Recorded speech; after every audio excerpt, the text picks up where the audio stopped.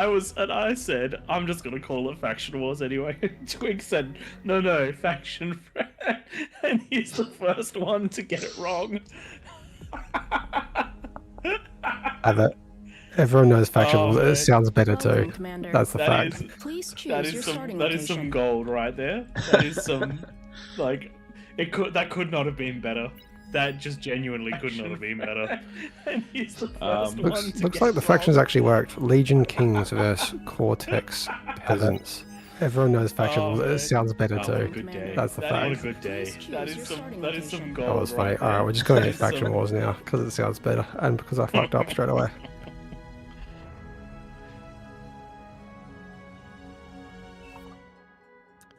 Alrighty then.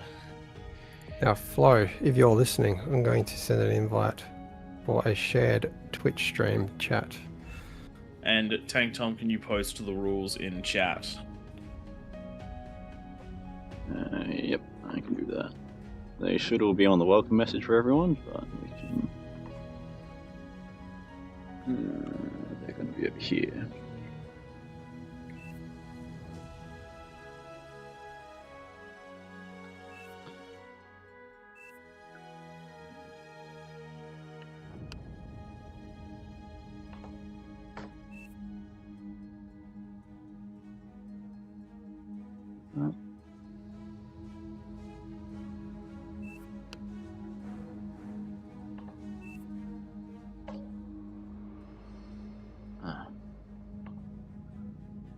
Okay, shared chat is there. Not sure if it's actually working, but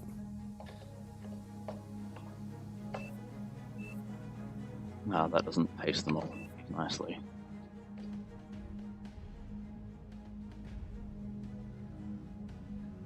now you gotta do it in the main menu screen. Sorry, that's usually my job, Tom. Yeah. I'm elsewhere. Yeah, you were trying to organize the Twitch stuff. So Twig, why don't you post the rules then? Can do.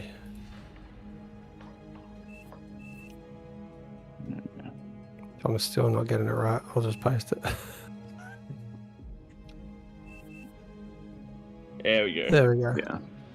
Excelente. It doesn't like the copy and paste in a chunk, and I don't have them all separated else somewhere. P.S. Well done, Psycho Fufu. Another no-go zone for the peasants. Illustrated there for them to see. Makes it very obvious. We do get a few rule breaks, but if that happens tonight, there might be a little bit more Houdini happening. Oh yeah, where is my list of commands? There we go. Rec units is something I have available now. Don't walk to those mexes. We're going to force start this one, guys. Tom is getting ready in the middle. And let's get things going.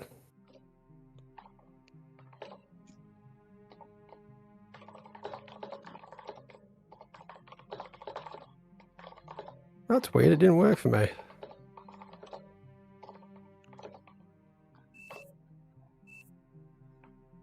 Nor me. We have lost our force start abilities. I do believe it just switched over to event mode, which might have Tom in game can maybe call the vote. Oh, it's counted down now. Battle started. Good evening and welcome, ladies and gentlemen, to Faction Wars King of the Hill, where we've put Legion in the middle for the first time ever. Well, all of them being Legion for the first time ever, and then around the outside we do have Cortex, so that means everyone's behemoth rushing, right? Anyway, joining me in the casting booth is Twig, and in the game is Tank Tom. This is King of the Hill, where we place 5 kings, each in their own triangle. They must beat their triangle before they can move out to help others, but if they fall, the peasants can do the same. No rush till 10 minutes, and do try to keep yourself in the outer ring if you are the peasants, and kings, keep yourself on that 3 mechs hill. No air, no LRPCs or similar, but other than that, we're basically good to go. Also, do not use structures offensively.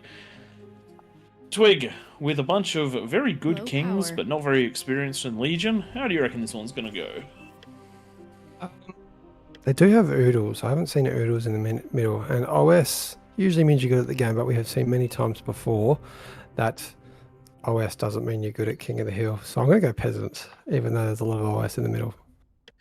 I do think that the advantage of not being Legion might be with the peasants.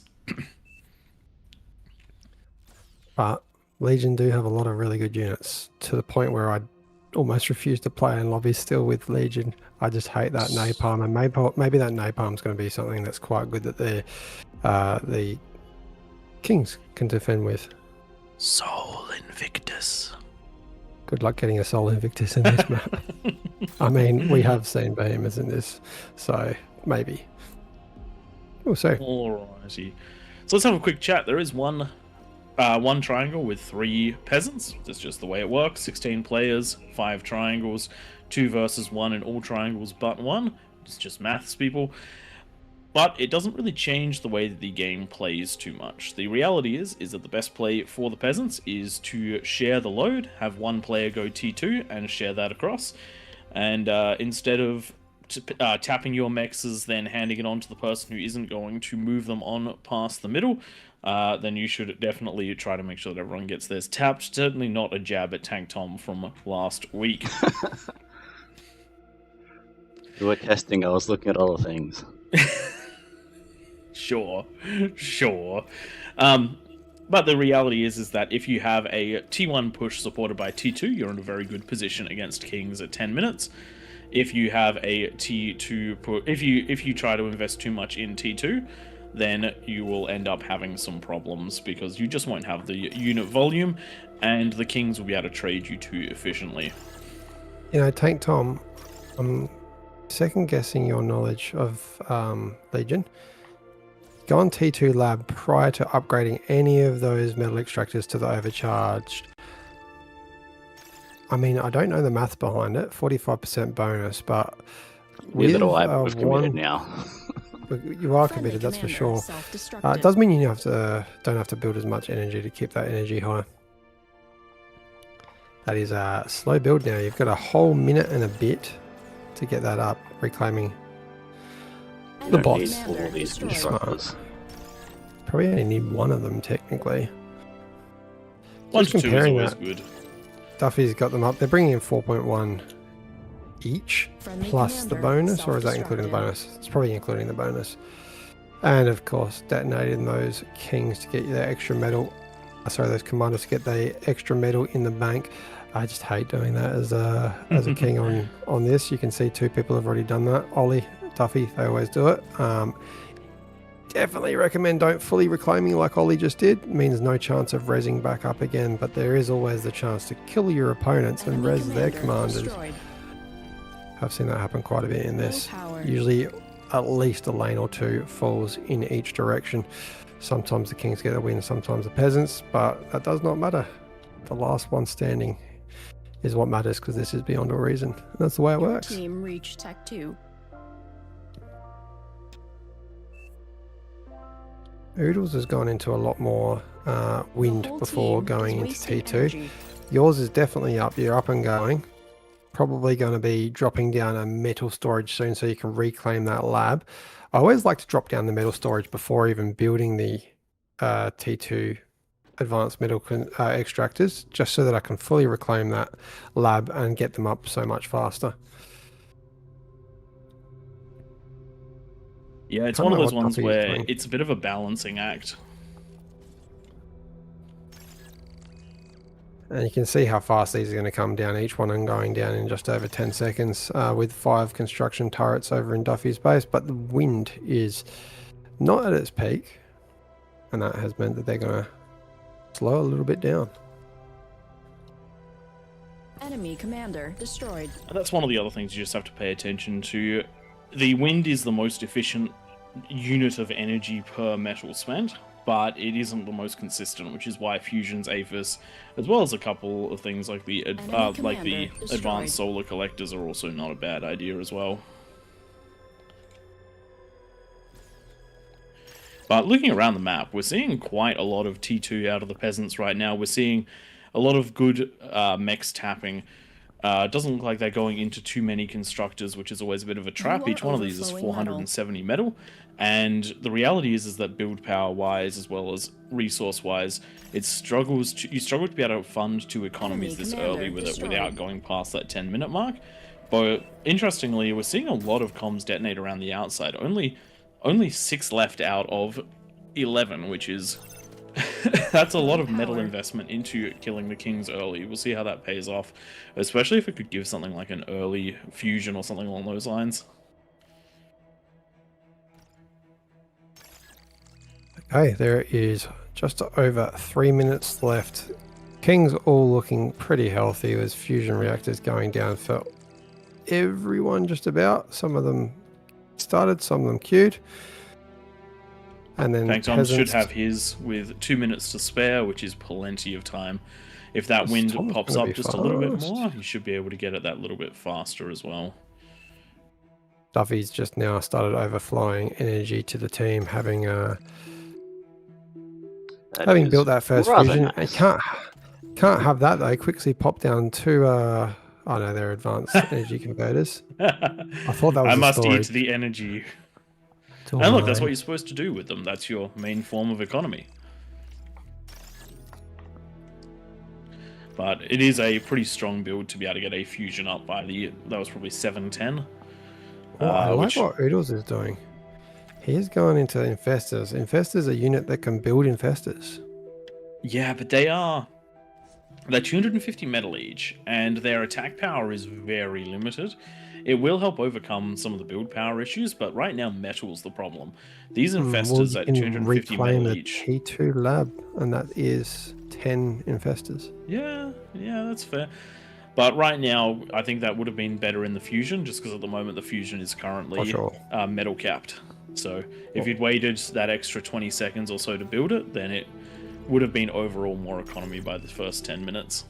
I am seeing a lane down the south across from Oodles. Both players going into T2. Looks like one of them hopefully gets cancelled because they are going into T1 at the That's same a time. lot It of is money in definitely- labs. Yeah, that considering there's a T2 lab already producing units over in the other lane of this triangle, it would be better if this player just focused solely onto T1 rather than trying to get T2 units out, because T1 actually does a lot more than T2 in the start of the game, like a lot more, just because you can get more of it out. I mean, I won my last game with ticks. We had a They may have disgusting been amount max of rank ticks. ticks, but I still won it with ticks.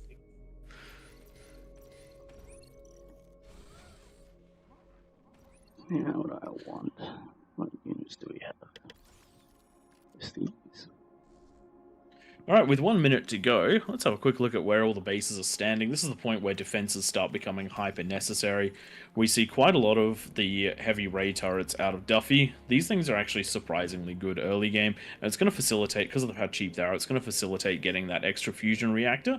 Question is, are there going to be enough units to push this? And the answer is not a chance. Not a chance.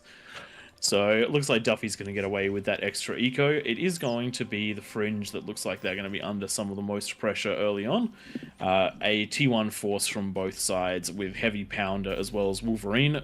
If they can combine forces, they'll be able to do quite a lot of damage because the Wolverines will cancel out a lot of the defenses. But we're also seeing a decently strong push out of 2 of the other lanes as well. Lava With level 1 minute, dropping. with the 10-minute mark elapsing, it is time to go to the races. Let's see where the big attacks come from. We do have a handful of pounders heading to Oodles, Enemy but I units do think spotted. Oodles will be able to handle that one. Units under And we do attack. have a push out potentially from Tank Tom as well. The question is, will these Phobos do enough against the incisors? And the Unit answer is lost. probably not. That's a lot of incisors. Yeah, that is a lot of incisor. Hoplites here to take out some of those tanks, but these things are light on the DPS. But it does look like Tank Tom does have plenty of units to Commander deal with this, under attack. hopefully. Maybe. Possibly not. Tanks going down, but the incisors are in. But some good D-guns have cleaned up most of those. Tech 2 unit A little bit of a detected. micro mishap though, allowing those incisors in, but also micro mishap, meaning those incisors didn't do any damage. It does look like Ollie's defenses have failed for the first time in a whole very team long is time. Has wasting instead of energy. having those beamers, only We had those are Pharos, lost. and the Pharos just not quite able to keep up with the We large have incisor a push. breach on the right.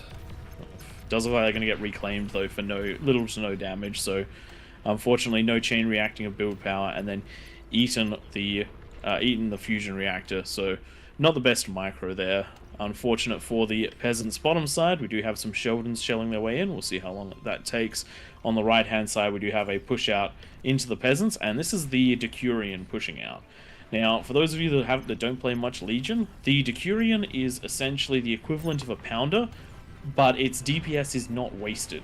So in a Pounder, if you overkill something, it is a long time between shots. The Decurion, because of that machine gun, just absolutely guns down light units, and it is tanky to boot. If you get a couple of levels onto these things, and it's easy to get levels onto them because they're T1 units, these things become unstoppable in the early game. Looking at the top of the map, Decurion's holding off that force that was heading in towards the fringe as well, and it does look like a Bastion's going to come in. That Bastion will pretty much guarantee early survival because it does outrange those Wolverines.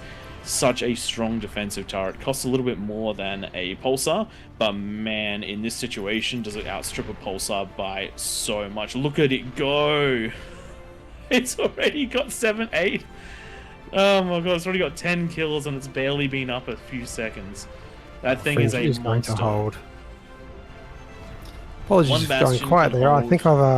think I've plugged my my main screen into the wrong bloody socket in the back of my PC. I've done that before. I'm getting low FPS. I'm pretty sure I put it in the main board. What? How do you... I just did the reach around. I was How under does the one pump. even do that? Yep. So I'm gonna after this game, I'm gonna switch that back over and get it back onto the right amount of FPS, which is Bottom all of the the map. FPS. It does look like Oodles has managed to win one of his lanes, the double T2 lab, just meaning there was not enough metal for any of the teams to realistically threaten him. Triple fusion coming down, and as you can see, these infestors are not very strong, but in the numbers that they were in, it just did not matter. So this is going to be a nice little availability, a nice little push out, and the break of the current meta. Right hand side, we do have a T2 push that is heading in to Duffy's base. Duffy is pushing it back with Arbicus and T1 defenses, but the Sheldons are doing a nice job of getting a lot of chip damage on with the sumos in front of them. So a nice little T2 push. If that was being supported by more units on the right hand side, it'd be quite strong, but I do believe the units were pushing over there, but got pushed back because of the large number of Arbicus. So I do think that Duffy is going to be just fine. Big T1 attack coming in on the left-hand side into Ollie's base, going the same attack pattern, and it does look like those advanced converters getting taken out. And this time there should be enough of the incisors to get all the way around. Just make sure they target the same thing this time instead of spreading the DPS. There we go. That is the build power down, and one of the three fusions would have been slightly better to spread those units away from the explosion, but at the end of the day, with the build power down, it is going to be rough for Ollie, especially, and without that conversion as well.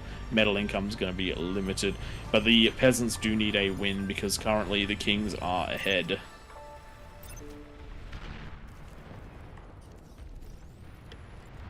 It's not conversion. It's more build Lava outs level back there. dropping.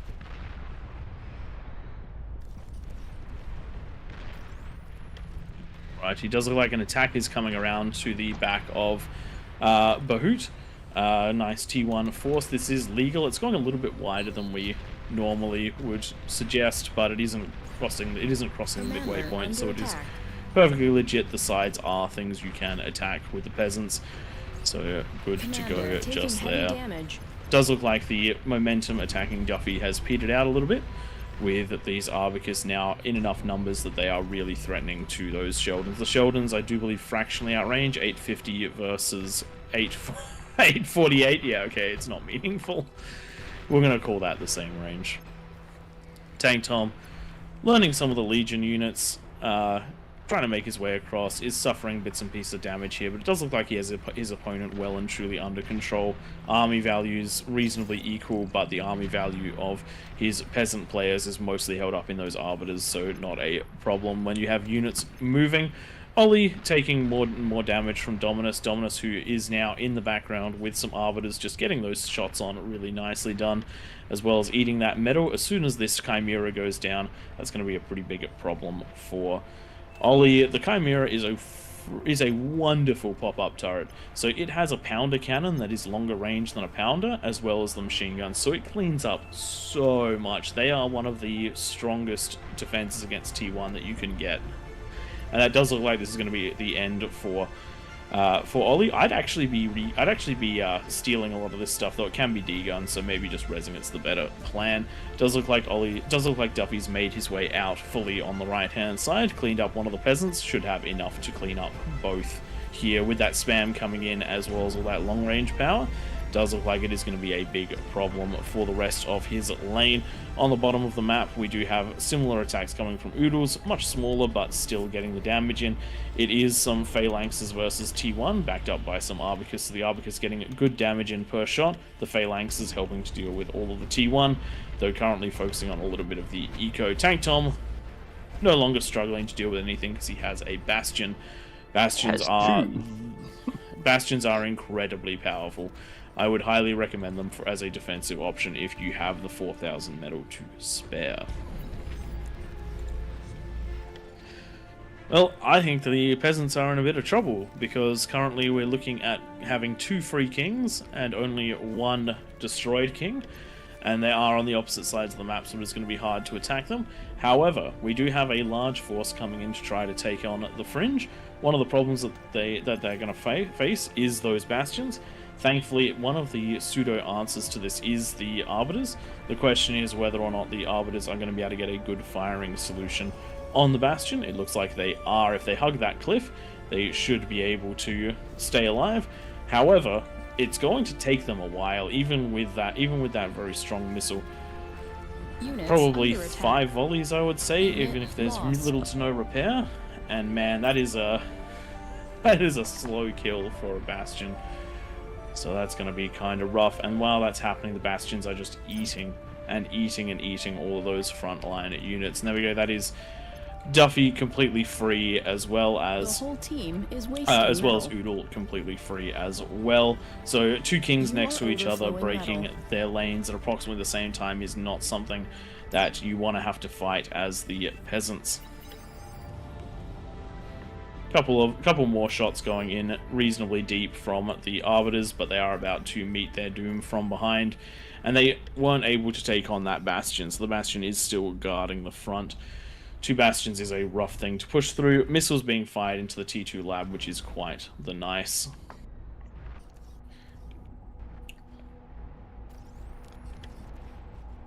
And it is nearly down as well. It just needs that one more volley, but it does look like they're out of range. However, they are a little overexposed and close to Duffy now. The question is, do they have the scouting information? And they do. Good shots into Duffy's base. The conversion a little bit too close to one of the build turret blocks. So that means The whole that team the is wasting conversion energy. goes down. That's going to stall Duffy for a little while. Thankfully, though, we do have quite a lot of build turrets in another block, which means that it is not the end of the world. One thing we do recommend as kings is do try to keep yourself, keep your build power in multiple chunks. Does look like Tank Tom's having a bit of trouble breaking his opponents, but also does not seem to be too much under threat. Thankfully for him, he is getting assisted from behind. The red player is starting to make their way around. It does mean he's going to have to fight a few termites in his Unit base, lost. but only a few, and they did come up. Commander Oh taking god. heavy Oh damage. no. If that had been microed better. Oh man, that's less than 100 health left on Tank Tom's comm. One more shot would have done it. That last tarantula is doing sorry, termite. It did do a lot of damage though, but man, if that comm had gone off, that could have been the end of Tank Tom, which would have been well needed, because this force by Oodle is not going to stop anytime soon.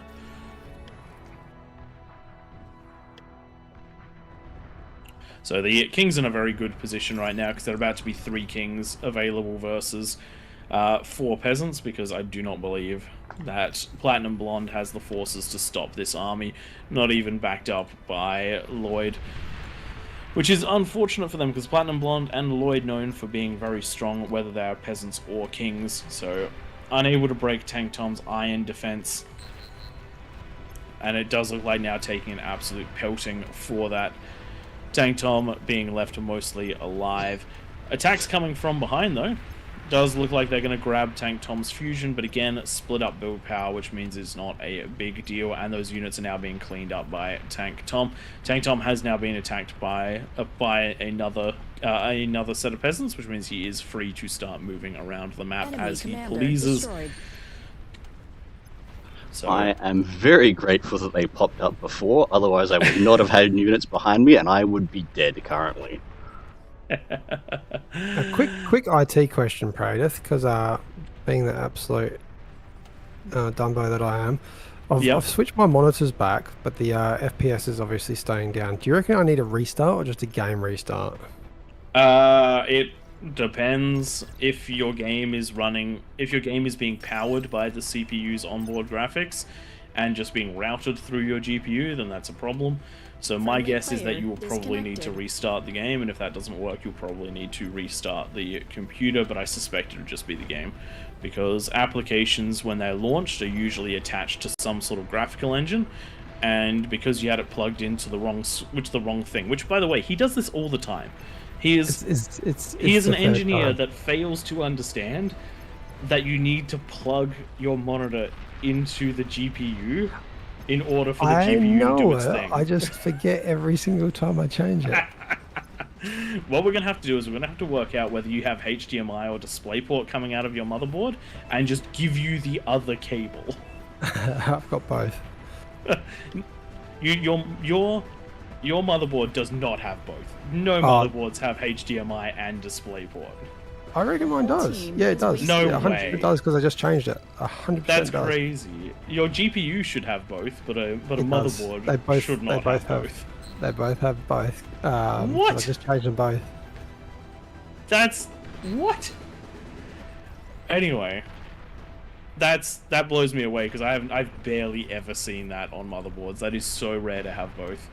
Or call me out if I'm wrong in the chat, but having built quite a few PCs, that's just not common. Yeah. Now, with this one wrapping up, I am going to quickly do a test. So sorry for the stream on the AllReasonNoLogic. We'll be back on that one shortly.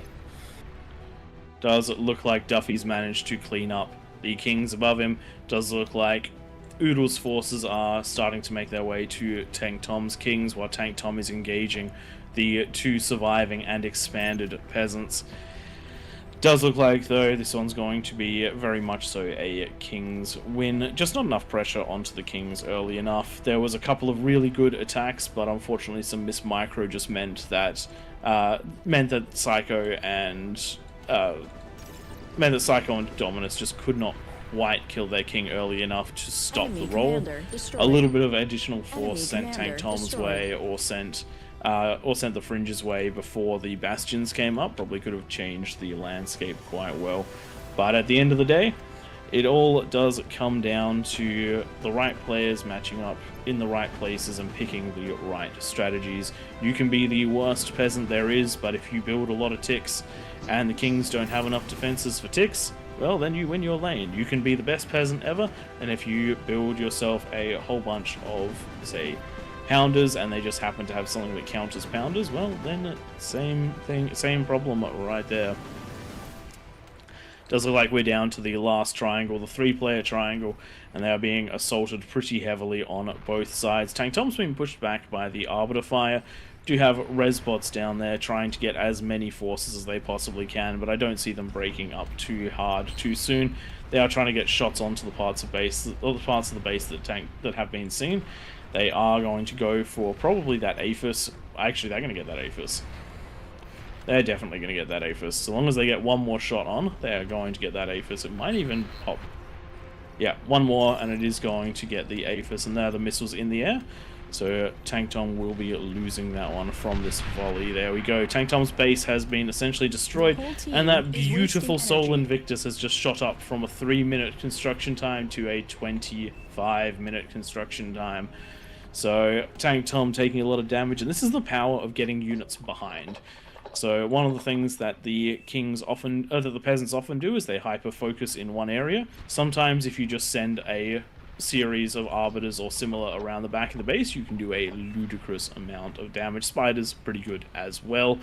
But while that's going on, the top half of the base has been completely annihilated by the wrapping around forces of the Fringe and of Duffy. Destroyed.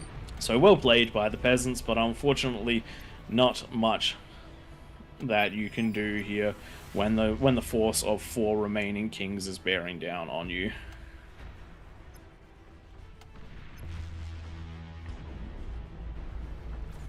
Yeah, I need some metal.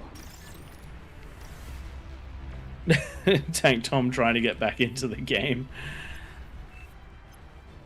But no chance here. This one will be over in just a moment as the last com is heading in a last-ditch attempt to the middle. Actually, it is self-D'ing. Do appreciate that one so that the next game can start. Well played, Kings. You managed to win your lanes and win the game. Peasants, more aggression, more units. And let's get on to the next one. Faction Wars continues. Like, subscribe, comment, all that good stuff.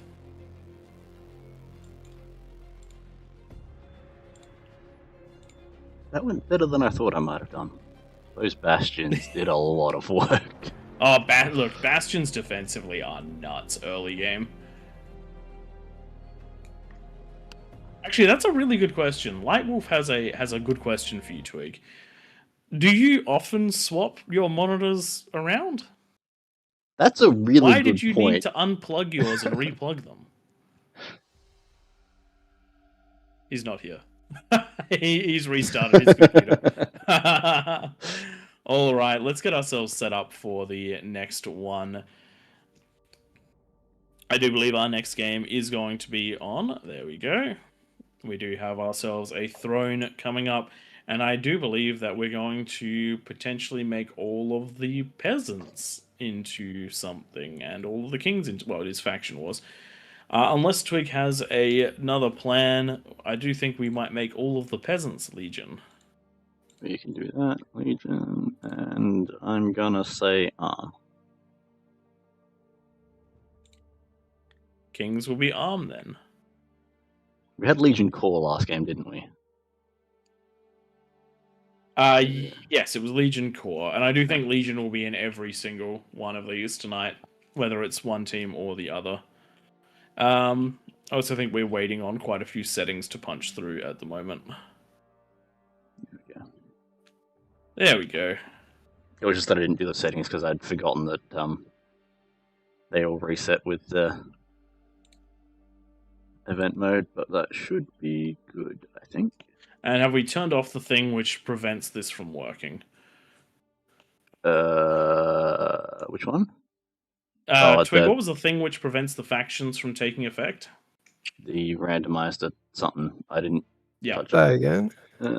Shuffle FFA boxes. Sorry, I just got back. I cannot get my game open again for some reason. Now, Twig, we did have an important question come in from chat.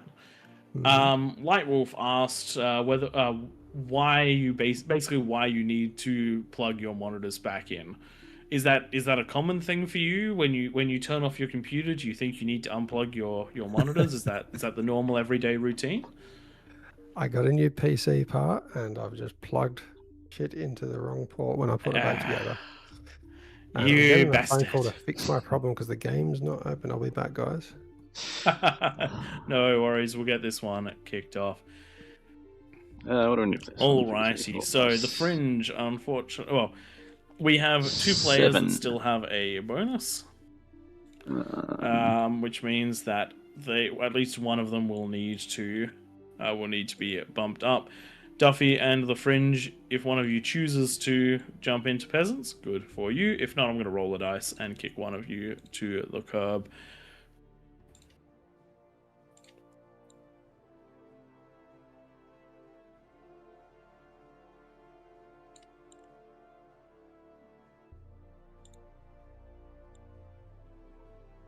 Alrighty then, it is dice time. One of you will stay, one of you will go. Which one will it be?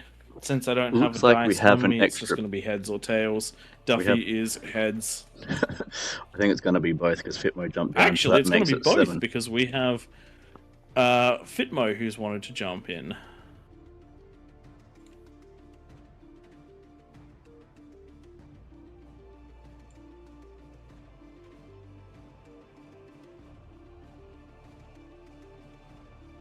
There we go, and let's make sure we get rid of those bonuses. Cool. There we Check go. the Alrighty IDs. then. Oh, no. And someone's jumped out of Kings.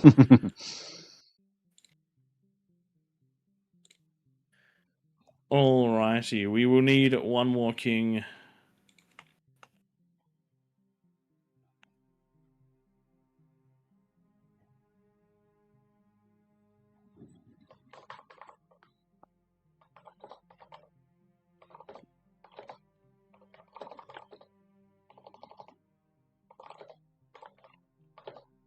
Alrighty then, let's have a look.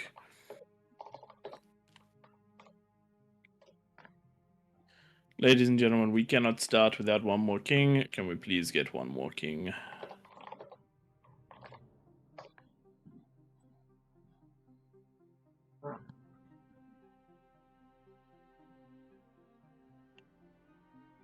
There's a few players we got in here now.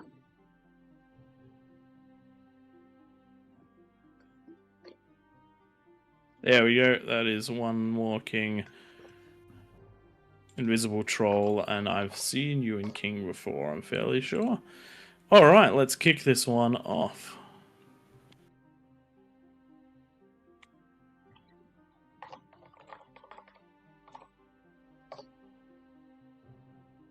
Yeah, that doesn't work for me, does it? That just means that everyone starts getting specced. Yep.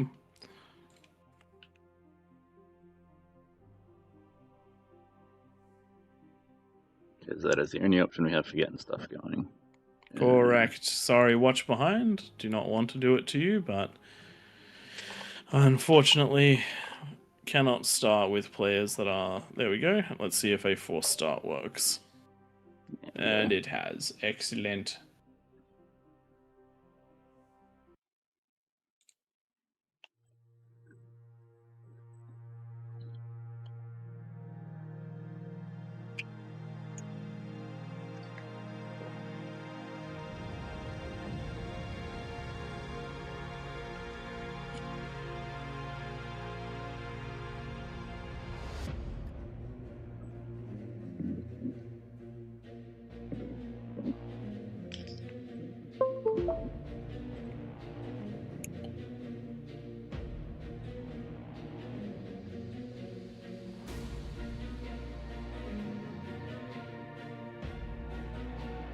Welcome, Commander.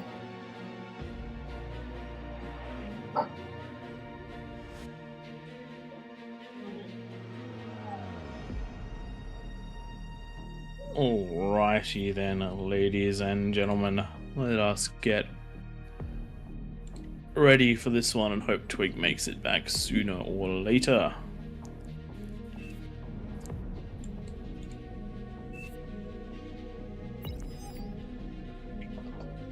That's right, ladies and gentlemen, it is in fact King of the Hill Faction Wars, which means everyone on the outside will be Legion, everyone on the inside will be Armada.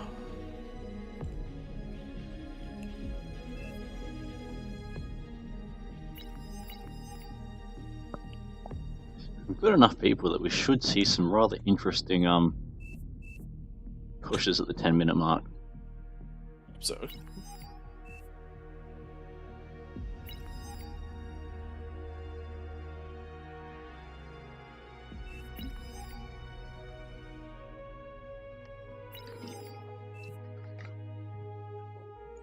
Seeing some good organisation happening.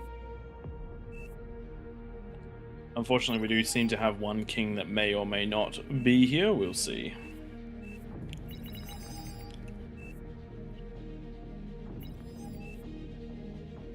There we go. Yep. No, I've still got one missing. Oh, someone's just pulled out of the middle. Okay. Hmm. Interesting.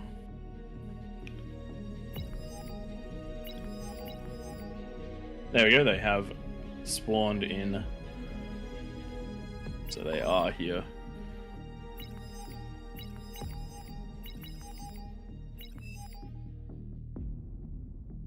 There we go. Excellent, excellent, excellent.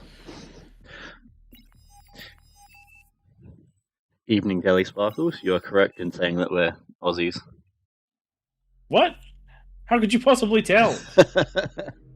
Our accents are incredibly British. Potentially Eastern European. Some might even say Japanese. What is that? Just a heads up, I can't see the Twitch chat on our channel. I can only see it on the official. So Tank Tom will have to act as a conduit to get those messages to me, so that I can respond to them in an equally serious fashion. All right, I'm back. Oh my god, I'm done. I'm just realizing. Please elaborate. If you ever are stupid enough to put your cables into your main board instead of your graphics card, don't then proceed to switch them during a game to the right one. Now I couldn't open up bar, and I've realized I have to reinstall the driver for the graphics card so that the PC recognizes it again. But we're sorted. We're back online, and I think. Wait, so did you do a fresh install and not install drivers? No, I had the drivers. It just by unplugging the monitors from my main board and putting them into my graphics card. That shouldn't do that. The game would not recognize that I was then back on my graphics card. It was thinking I was still on my main board's inbuilt graphics, so it was looking for it and failing to launch. Right. It's fixed now. Just redid the driver. Well, yeah, my blonde moment of the day. But you're a redhead. I am blonde. Oh, was I not supposed to tell stream that? My bad. All right, I'm going to get streams back up and going again. If anyone wants to go on the AllReasonNoLogic, do apologize for that one, but stick around on the official if you're already stuck in there. Basically, you can get Twig's good camera control or my incredibly zoomy inny outy version. I'm getting good FPS now. Things are good. Got a nice, good new CPU, so better viewing performance. Very good, very good. All right, I think we might look at kicking this one off with a forced start now that Twig is here.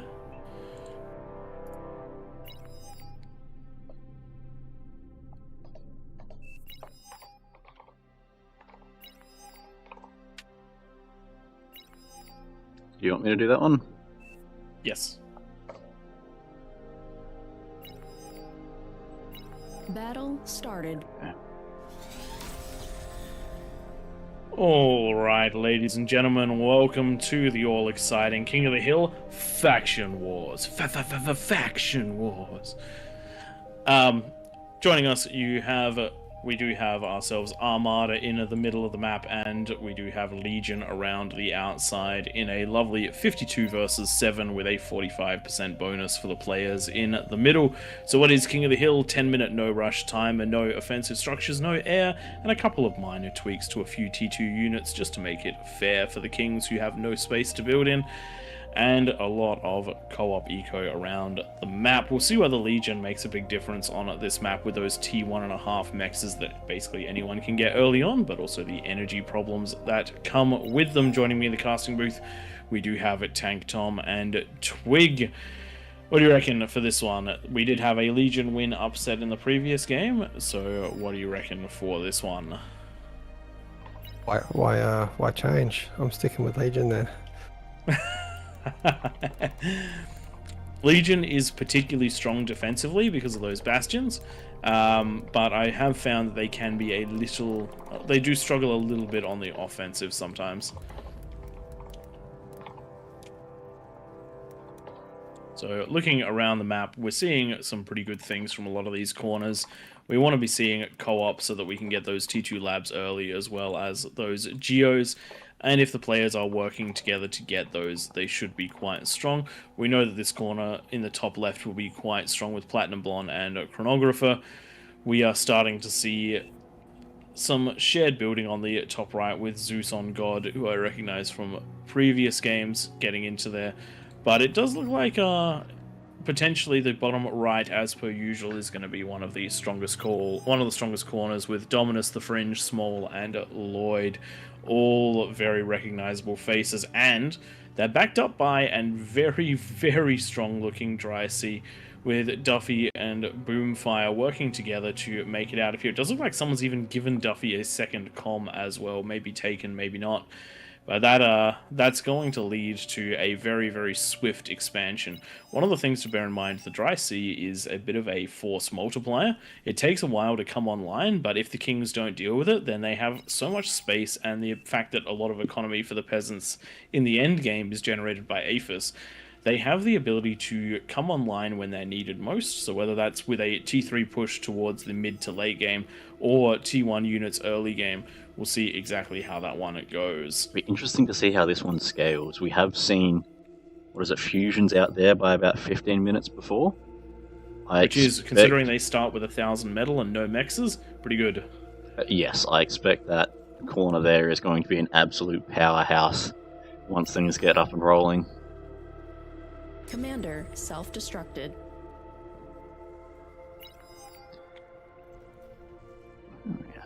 Does also look like we're going to have a real mix, a mix of experience when it comes to the Kings as well.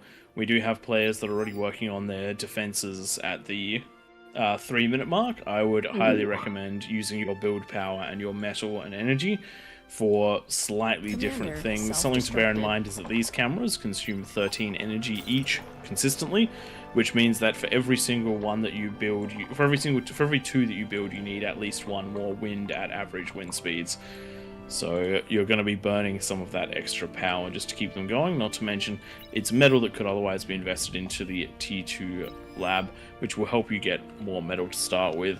In my opinion, should be basically nothing invested into defenses until 7 minutes. Self-destructed. Yeah, ideally you don't put any defenses up until at least the first fusion and conversion is done. Commander self-destructed. Bottom right-hand corner already has their advanced geo going into the fusion now as well. I do believe they are the only corner right now with the advanced geo, so they're going to be one of the they're certainly going to be one of the super powerhouses. It also is the Dry Sea with the most players, so that will come online as quickly as possible. You can see they're actually generating in the bottom right-hand side 22 metal a second already, just through conversion. So very nicely done there. I tell you what, I don't recognise many of these kings up in the middle from previous weeks. There's only a few that I've seen as kings before. Oh god, interesting. Alligator's already invested in a gauntlet. That's That's early. That's gonna hurt. That's quite early. However, he's not too far behind the curve. As long as he can get a fusion up, he'll still be okay.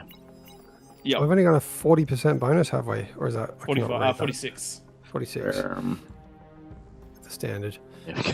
I was just watching a king with his comm on a move command out into the lava. Because he was, I'm assuming, misclicked some defenses. But managed to catch that before going for a swim. Oh dear. It does happen though. Yeah, when you're building things up on that around the map. Cliff top.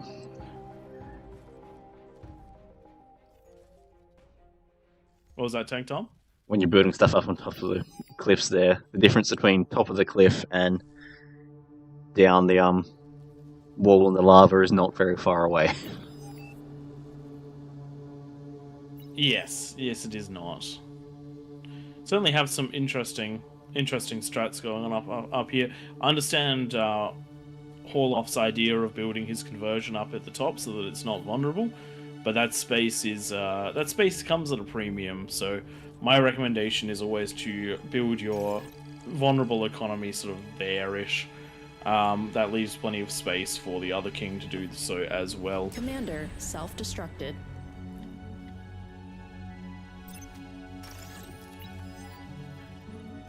Alrighty then. Does look like the metal's starting to run dry for this bottom right-hand dry sea, but with so many That's wind a lot of turbines up, Commander it self-destructed. is going to keep coming in over time. They're starting to get the construction turrets now, so we should start seeing a conversion into T2 reasonably soon. What's the usual income amount that you would expect for a T2 twig? On a stingy one, which this one will be because you can detonate your commanders, I'd say around just the 20 mark. Which And they're nearly easily double getting. that now. Yeah, so They're sitting up. they're at that going 50. into a non-stingy one. They're going to do one where they can get out probably a couple fusions in around the no rush time elapsing, I reckon. With those 4 converters going up, he's now got a T2 that looks like it's been bought from somewhere else. I'm assuming it's probably come from their Oh, powerhouse that's in good. front If of you them. don't have to build the lab, that's huge. But yeah, I can. Because the building a lab takes what? How much energy is the T2 lab? 16,000 energy. That 16,000 energy. That 16,000 energy. More than half could of your be, fusion what, reactor. 220 metal or thereabouts, which doesn't sound like a lot, but it is when you have nothing. Middle of the map, we are seeing second fusion coming up out of Invisible Troll, so is going to manage to scale quite nicely. You can go straight to fusion into Aphis, but you do need the build power to do it. Around about 20 to 25 build turret is the 1 minute build time for an Aphis. Is choosing to invest that metal in pinpointers, probably a little early for the pinpointers. The early game usually isn't dominated by that long distance sniping, but at the end of the day, if you have them, you don't need to worry about it later, and you will get those slightly more efficient trades early on. It could be the difference between life and death, but with a minute and 20 seconds to go, King's rather light on defenses in at the top right and top left. Fitmo with no defenses whatsoever looks like he's going to be getting 6 beamers, and then on the right hand side a large amount of investment going into a pulsar and a couple of fat boys, which is not the which should actually do somewhat decent, provided that the fat boy doesn't get surrounded too early. There isn't too much in the way of spam clear, but there isn't too much in the way of spam coming, so I do think the lack of defenses might not actually be too much of a problem for the Kings, because there are no major forces built up around the map. Very interesting build out of Cobalt Moon. Has a lot of build power, a lot of eco. That's going to be well within reach of any spiders that come out over this hill. No defenses there, meaning Look, there's enough wind to act as a barrier to eat most of the shots. So the first volley won't pop the critical bits. Yeah, but I think they'll get 2 volleys off minimum. Yeah. This is going to be interesting. Like, I think the Kings are in a pretty average position compared to usual. But what we do usually see out of the peasants, we usually see catapults take out a lot of the eco, and that's not going to happen this game because they've been turned off. There's 10 minutes up. Wait, catapults have been turned off? Oh yeah, they have too, haven't they? Because the outside of the map is Legion. But does fire penetrate shields? I'm sure we will find out, but there is a real lack of units pushing in. We mentioned that the defenses were light on, but the units pushing are equally lacking. And unfortunately for the peasants, the lane that is going to be pushed the hardest by T1 units is also the one with the most defenses. Oh yeah, so that's going to be a rough hold. Interestingly, going for a complete wall off as well. So there you go. There's those spiders. The infestors are straight away in there, and they just need to hit that conversion. Hit the conversion, and the build power will go pop. Nice use of the build power to eat them. That is going to save that base. Wow! Always go for the conversion. You just need to hit it twice, I think, with those units, and it'll take out all the build power with it. Yep. It is. It's one of those ones. Oh, we're gonna see another push. It did get conversion. It did get wind. They easily paid for themselves. but it could have been a much, much more devastating attack. Does look like we're seeing some belchers trying to get some flames on the high ground, but that angle of fire is hitting the wall, so they're not ideal for that. It does look like they're also going to be walking into defensive range as well, so they're going to take some good hits there. Top side of the map was light on defenses, now seems to be somewhat okay because of the rattlesnakes that have been built inside of Hot Potato's base. Not a bad call there, and the beamers did manage to get up as well as a pulsar. So mid-ground conceded to the peasants for the time being, and King's going to have to play a defensive one, but they do have the ability to eco-scale incredibly hard, incredibly early if the peasants don't try to push in, which is one of the things that I will certainly be considering. We've got round 2 over here.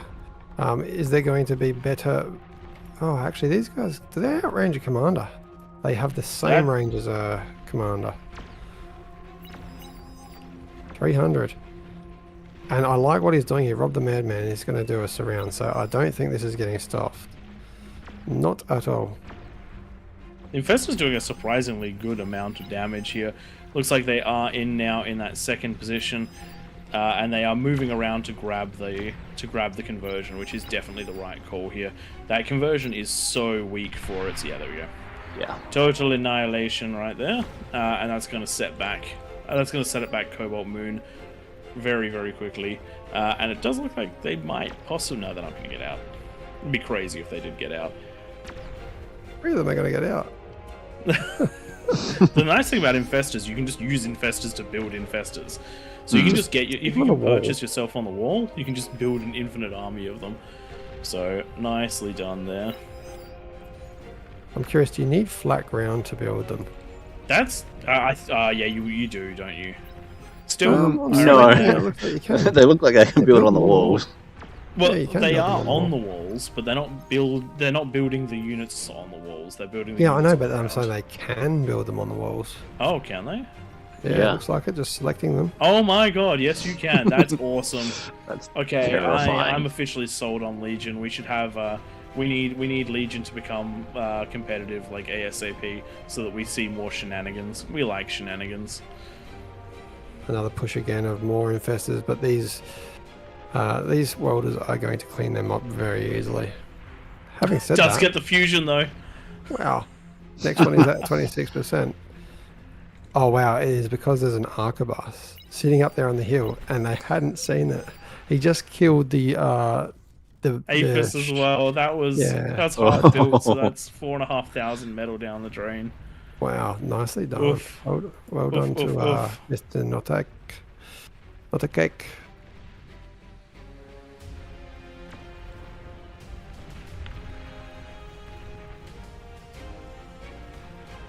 Where do we think the next push is going to come from?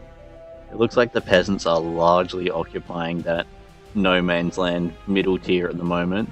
The kings are trying to push out, but not having a whole lot of success. One of the things which is interesting is they still have the winning combo, the thing which has done the most damage in the last couple of weeks, which is the Razorback and the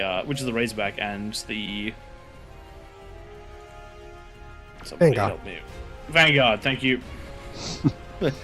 But they just have not been able to bring the economy to bear to send that out early enough, and with the control level that the peasants have, it's going to be hard to get that in a critical mass to punch out, especially since all of these ramps are reasonably well defended as well. We're seeing things like mines, we're seeing Chimera pop-ups, which actually do a surprising amount of damage to Razorbacks, Eviscerator pop-up cannons, so we're going to see, they're going to take a lot of damage coming out. Does look like another wave of infestors trying to make their way into the middle. Ooh. They're walking between a couple of ramp, they're in. And into a comm, but... if you're in punch deep, you're already dead. Go as hard as you possibly can. The corpses blocked them. If you can that would have been great. Get next to converters, if something's shooting at you, it'll blow up their own stuff just as easily as it blows up yours. So things like rattlesnakes, whilst really useful, will also cause a whole bunch of collateral damage if you can get anything next to their echo. On the top right, like frontal assault in the top left, trying to make their way in. These Styres doing a really good job of punching through the beamers. I didn't actually realize how effective Styres were against the beamers. If they can concentrate fire on that comm, they might actually be able to get the comm. That'll blow that entire opening. Does not quite look like it, though. However, the fact that they managed to punch the middle is impressive. Normally you go for right on the edges of these, just so that you don't have to punch through all of the defenses. You know what's crazy is the biggest eco for the peasants isn't even on the green stuff. It's down in the dry sea. Once those... Oh, that's gonna... Look, this is something which you should very much so be aware of. If the players in the corners, if they all go massively offensive and allow the dry seas to do things like this, the dry seas can become the end game. We are gonna see. Yeah, that's T3 before 20 minutes coming out of that dry sea.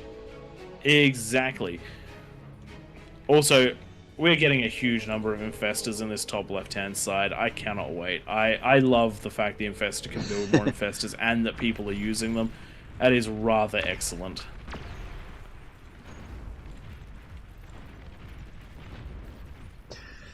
Yeah, the way to win these maps is more units. Defenses are great, but they're more early warning systems. Defenses will not keep your base alive. The only way to do that is to basically be on the offensive and have the front line be not at your doorstep. Things like these ramps, they work as defensive positions because the kings have to push through them and you have multiple players building defenses.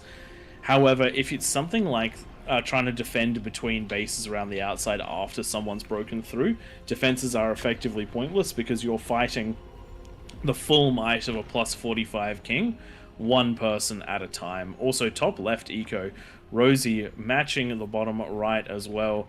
Hot damn. Yeah, that's a lot of APHIS. Yeah. Looking just above Hot Potatoes base, you can see there, I do appreciate all the players in games reminding other players not to build offensive structures that can reach eco, and that just getting reclaimed. I prefer you guys keep the middle for other things, because the stuff will disappear. Dun, yes, dun, dun. because we have the powers now, the stuff does disappear very, very quickly.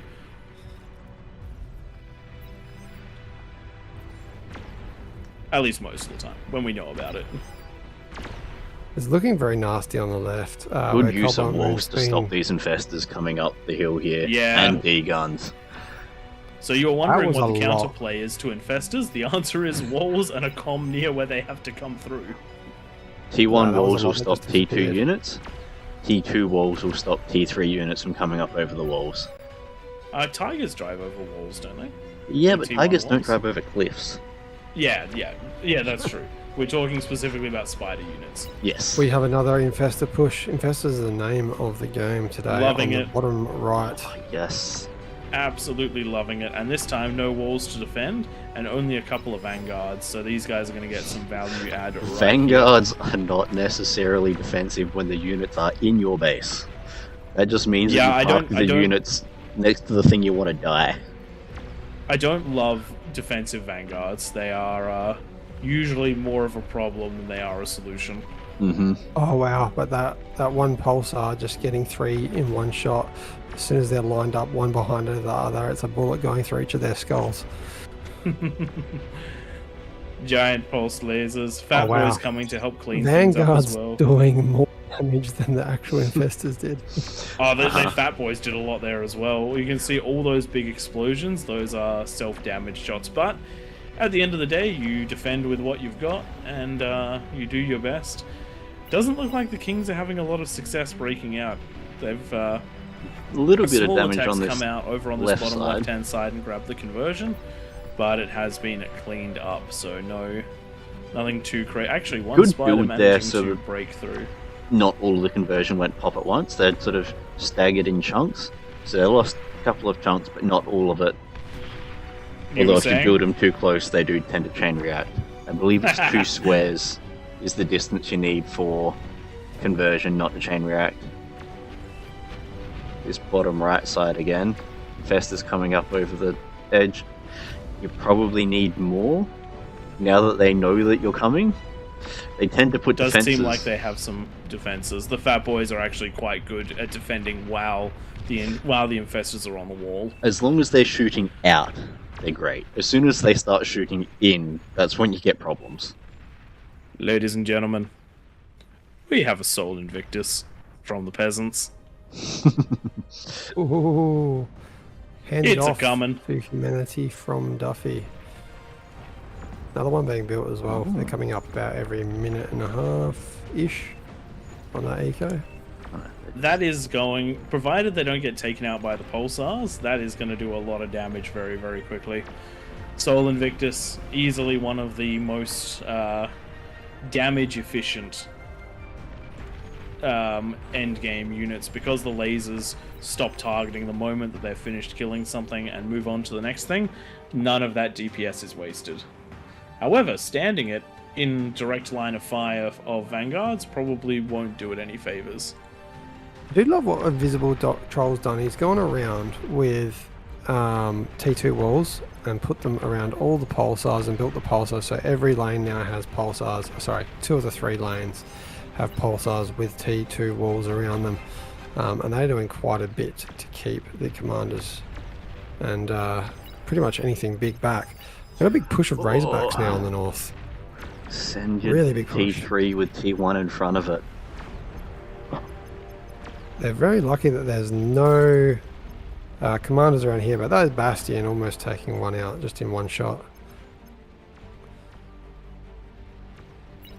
Alrighty then, that attack looks like it's petering out, but the top right, destroyed. the top side, it does look like the Kings are getting their big push on right here.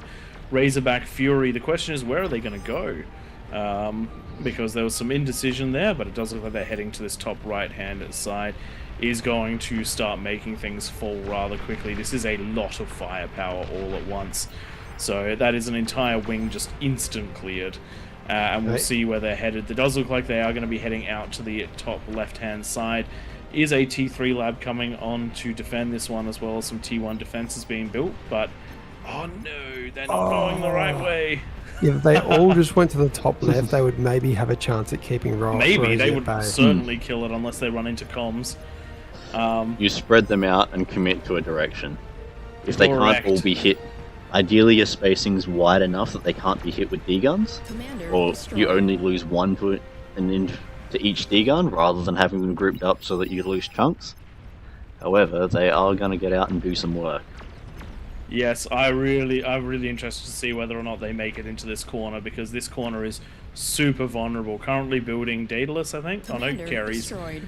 I do like And we do sending have one. some cacophonies being built, but this just isn't a lot of defenses. Rosie's comm also not cloaked, which means Commander destroyed. that was the biggest chance for it to go down, and it unfortunately Are they isn't. going to commit? Are they going to Commander. commit? Commit, Destroyed. just commit. All you have to do is commit. And this is one of the biggest corners that's going to go down. Just push and push and push. Once units are out and about on the map, they are... Once they you are get out dead. into that dry sea, stay deep. There's unlikely to be Oh, and defenses that's all the out there. build power down as well. That's- Just Are they keep going to get pushing. the APHIS? Invisible They're gonna Troll get the knows what they're APHIS. doing. They are so getting the APHIS. They're There's so gonna be going to a get the target APHIS. fire. All they have to do is target fire one APHIS, and they'll get it. Unfortunately, blocking each other's line of sights, targeting different APHIS, but I think they're going to get it anyway. When you have this much firepower. No! That hurts. I mean, look, to be honest, I was really looking forward to the explosion, and this is why you need to defend your dry seas. Yep. Yikes. Can't help but feel that the best response there probably would have been to put down a bunch of pork. With that amount of build power and that part of it, that much eco, there was a couple cons there. Just drop down some T2 pork. Invis your comms and just drop down as much defense as you can in that situation, because normally we would say the exact opposite, but the way that build power was structured, only a fraction of it was hitting that T3 lab. And that was, if more had been able to hit that T3 lab, if there'd been the ability to reclaim the APHIS for that additional metal and get the units up, that could have been saved. But if the comm had been invisible and grabbed a couple of those Razorbacks, it actually could have been defended as well. So it's Definitely a tough one, but well played out of the Kings. They randomly picked the correct corner to push. I'm sad to see the first Sol Invictus wreckage on the ground outside of the southern ramp, but there is a second one there now, about to join it with this many pulses up. Wow, are pulses the way to win this game as Kings? I wouldn't say they're the way to win because they're more of a delaying tactic. You can eventually punch through pulsars with a lot. Like there are things which punch through pulsars. 1400 range. What is the range of the big boys? That is it the Myrmidon or something? Let's have it's disabled. Look. Oh, no, it is too. It's disabled. That's Why interesting. Is that disabled? Does it count as long range artillery? Because it has air. I don't know why the other one's disabled. Oh, because LRPCs are disabled. Yeah, why is the Vanguard disabled then? The Vanguard's not an LRPC. Yeah, that's a mobile defensive tower. I didn't realize it was coded that way. Yep. So it's a building, ladies and gentlemen. Does it look like the defenses slowly but surely falling in this middle side of the map? Only one pulsar left actually in the middle of the map. Razorback's doing a great job of clearing out the chaff, but there does look to be another large push heading on in. Daedalus trying to get damage done. Second Sol Invictus. Each one of these Sol Invictus, even if they only take one pulsar at a time, will still manage to do a lot of damage up here. There's a lot of pressure on this bottom side, and it just keeps on building. Every tower that goes down, as you were saying, means that there's that little bit less to hold the next one out. And there we go, that's one more pulsar down. Daedalus getting shots on to the Razorbacks. Razorbacks doing a really good job of defending. One of the things that the Sol Invictus could do is just ram itself into a corner where it can't be seen by those pulsars and just try and keep getting damage onto things. But at the end of the day, there's more of them coming and the defenses are struggling to hold. And it's not like a lot of the other players can get in and really assist because the rest of the map is pushing nice and hard as well.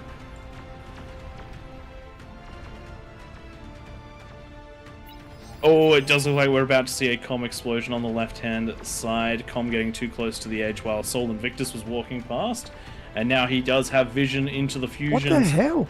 The Sol Invictus is that tall, it can see... The Sol Invictus is that tall. That comm, if Humanity Glories goes back to that point there, he can see straight into the fusions. Unfortunately, didn't notice. He kept walking. The comm explosion has lowered the cliff to the point that you can kill that eco. So that is a way to take out a king. Wow. Unfortunately, yeah, Sol Invictus is just walking in. And that's in range too.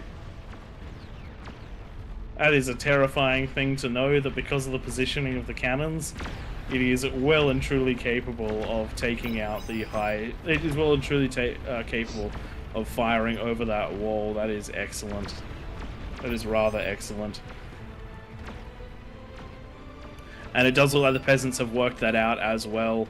So they are trying to get the Sol Invictus back into position, but the Titan defending nicely. The Kings are doing a really good job on defense, but... Wow, I've just seen Hot Potato's defensive array. So we have 9 of the Rattlesnakes, and then we also have 27 Vanguards all pumping out long-range shots, and they're actually managing to kill spam. There's that much long range. He's not far from blotting out the sun with that rain that's falling down off that cliff face. I mean, what we need to do, we need a mod that turns them into arrows. Big push coming from the Kings on this left-hand side. Double Titan backed up by 8 Razorbacks. This should actually be able to do a decent amount of damage. The Sol Invictus is going to do a nice chunk to these units, but they should be able to get in and potentially destroy at least one of these spam setups, which does have the attached build power and fusions if they go the right way. But it does not look like it because of a D-gun. And this is the all-importance of comms. When you are playing as the peasants, keeping comms invisible near these entrances can be the difference between a push and... It can be the difference between a successful push or a successful hold. So nicely done out of the peasants. One Razorback has managed to get into the back of this area though, and there's nothing here to stop it. So... as long as it stays out of range of that Sol Invictus, it is going to punch straight through into this Aphis economy. That is very unfortunate for Mr. Nodokake. Probably just massacred the way that's spelt, but anyway. It's what my daughter says when she has to do poo-poos. Kake. But that oh god, Razorback, no. Go, kill the Aphis. There we go. Big explosion. Despite the overwhelming force the peasants have been applying to the kings, still managing to get out and do damage. That's another wing gone. That's 3 wings cleared by the kings, despite the peasants being in a full-on assault mode. Economy is currently sitting at 7,000 for the peasants and 2,000 for the kings, but yet the kings have managed to clear 3 wings in the last couple of minutes. One thing that the peasants are doing is throwing a lot of units against defenses. Yes. Rather than massing them and then pushing as an overwhelming wave, they're sort of trickling units in, and because the kings have bulked up rather significantly, there's not much that's going to get through without an overwhelming force that's relatively well structured to be able to have some long-range T3 to take out those defenses, with enough T1 to eat as many shots as possible and just force their way through any gap which might open up. So one of the things that usually happens at this stage for the peasants is that the peasants have sieging units. They have things like catapults, they have things like vanguards. Because this is faction wars, they don't.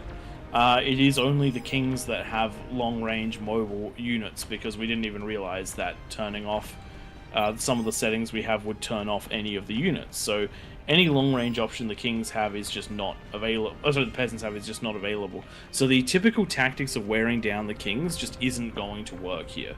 So the reality is that the metal spend needs to slow down in favor of some sort of overwhelming force, as you said, Tom. The T1 is basically not going to make it through because there is just too much here, too much Razorback, too much Vanguard. So the answer is to use things like Sol Invictus as T1 spam. That is the answer, right? Look, that will get the job done. They can react. Not really. They do a little bit, but just send them in groups. Yeah. And the reality is with 7,400 metal income and a Sol Invictus costing 23,000, that means that you can build a Sol Invictus every 3 seconds or so if everyone on the map works together. That means after a minute you could have 30 Sol Invictus. You could have 20 Sol Invictus. That means after 5 minutes you could have 100 Sol Invictus, and I don't think the kings can kill you in 5 minutes. No. And the thing is, as Not long when as you have 100 Sol Invictus. Yeah, you just park them on the middle tier so that if they do push out, they die to the Sol Invictus. And when you have enough of them, you just charge them in. Exactly. The kings are doing a looks good... like, hold on. Did they restore that land that was lowered by the comm detonating? I think they did, so now that option to... Yeah, that option to shoot through the hills is gone.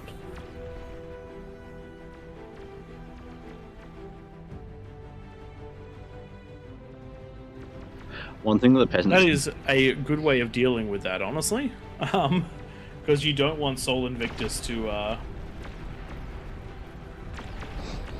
No, be able to see over the top. you don't want the units to be able to do that. It was pretty interesting, though. And look, if the peasants can lower the wall and shoot over with a Sol Invictus, that'd be awesome. Question is, could you do that with things like decoy D-guns? I do love how at the top say left, yes. Rosie gave up, just restoring the land, and there was one advanced fusion reactor that had not died, and restoring that.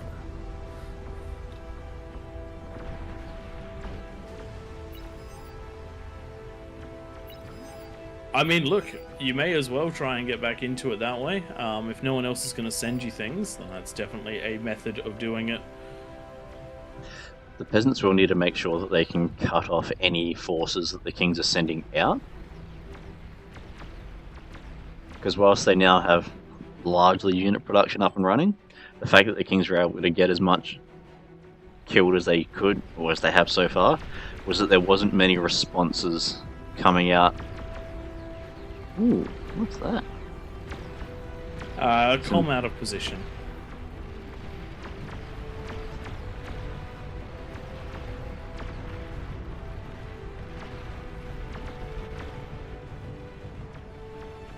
You know, even though it says that the peasants are heaps far ahead in economy, 10% of that 9k is down on the bottom right, just out of Duffy's eco, so that is not fully online yet. There's the odd Sol Invictus coming out. But I think the peasants still not quite fully realising their full potential. I like how you say Sol not Invictus fully online, and he's got, what's that, 26? APHIS? Yeah. No, what I'm saying is, like, once he stops building that, stops building eco and goes solely into units, there'll be an absolute insane line coming out of this corner. Selecting the map though, there are 38 Sol Invictus. I'd love to see them grouped up in one position. That would be hard to stop. That would be really hard to stop. Offensive push attempted on this right-hand side. Unfortunately, the Titan front line, despite being 3 Titans thick, did not last particularly long, which means that the vanguards behind lasted even less time. We do have a Titan force building up on the bottom left-hand side, but it is not a... but I don't think there's quite enough, considering that is where the Sol Invictus are starting to build up.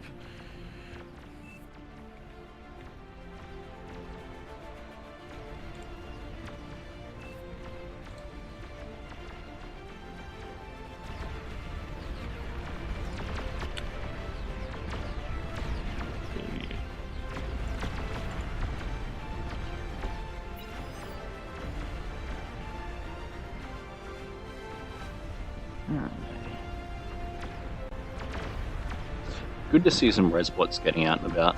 Reclaim, what are they? Reviving units.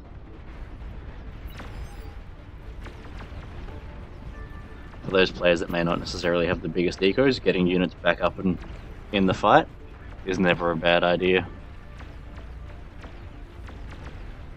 A lot of Titans now pushing out on the south there. You can really see Fitmo's got quite the eco in a somewhat safe position. With the left-hand geo going down earlier, you know, there's not too much eco coming from there. I do like to see that the bottom left dry sea has plenty of units coming out, and quite a huge eco down there as well. We do have Matty Sign Sync with about 12-13 APHIS coming online now, going into full Sol Invictus production. The Sol Invictus with those 4 lasers really do quite well against the spam, as well as obviously the bigger units. One of the issues I think we currently have with the updated things, I can no longer kickban someone. Interesting. Are you a boss? I'm a boss. You are now a boss as well.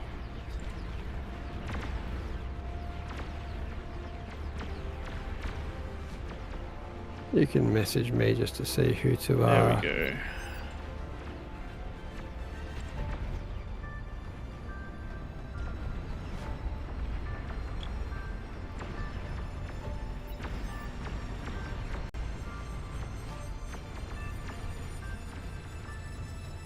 Oh, that'll be interesting. Server restart coming soon. Does look like we have the Sol Invictus trying to push in this bottom left-hand side, but a heroic com as well as all of those beamers, all of those pulsars just defending against it. Unfortunately, I don't think that's the side of attack, and this is one of the things which is quite hard for the peasants in this position. Not having the access to those long-range units is certainly making this rather hard and rather locked in, I guess you could say. Very difficult for anyone to make any progress here. I hadn't expected that the Legion would struggle to fight up the hill and with no over long the range cliffs. options. They can't deal with the range that the rest of the Not having a T3 armor artillery has. unit to break the siege Yeah. definitely makes it rough.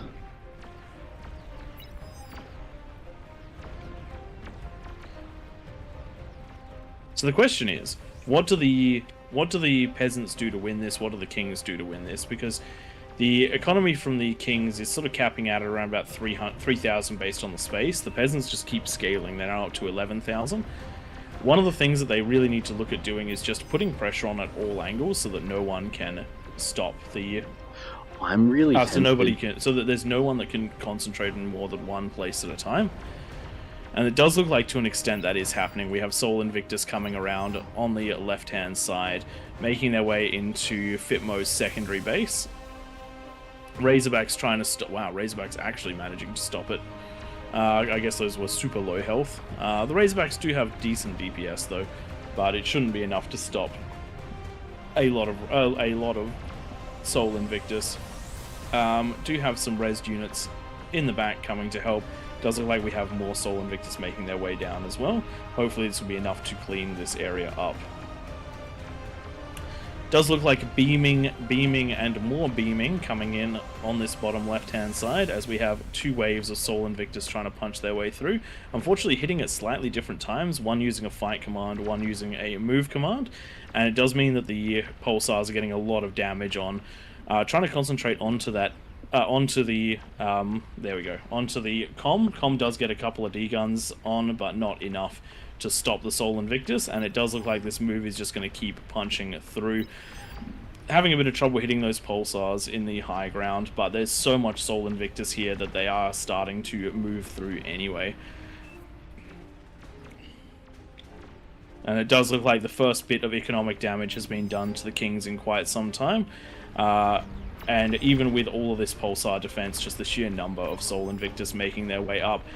Titan doing a good job of body blocking high ground pulsars as well, trying to keep this safe, but the second wave has just started to arrive now, and all they have to do is lock onto some of these APHIS, and because of the densely packed nature here, this should start to a chain reaction. There we go, first one down, and that's an entire wave. That's all the conversion, and that's a third of the king's base wrecked by one APHIS explosion. Very nice. Big burns. And that leaves significantly less pulsar to deal with the incoming tide. Not none, just less. And this is why we say that defenses don't win games. Units are what will win games, because defenses can't hit bases. Units, you get enough of them, anything's possible. And that does drop the... Evil Snowball, how many Sol Invictuses do we want? Yes. Yeah, yes is the correct answer. How about Moon going to probably get some D-guns off here. All in vain though. Taking out 3 or 4 there.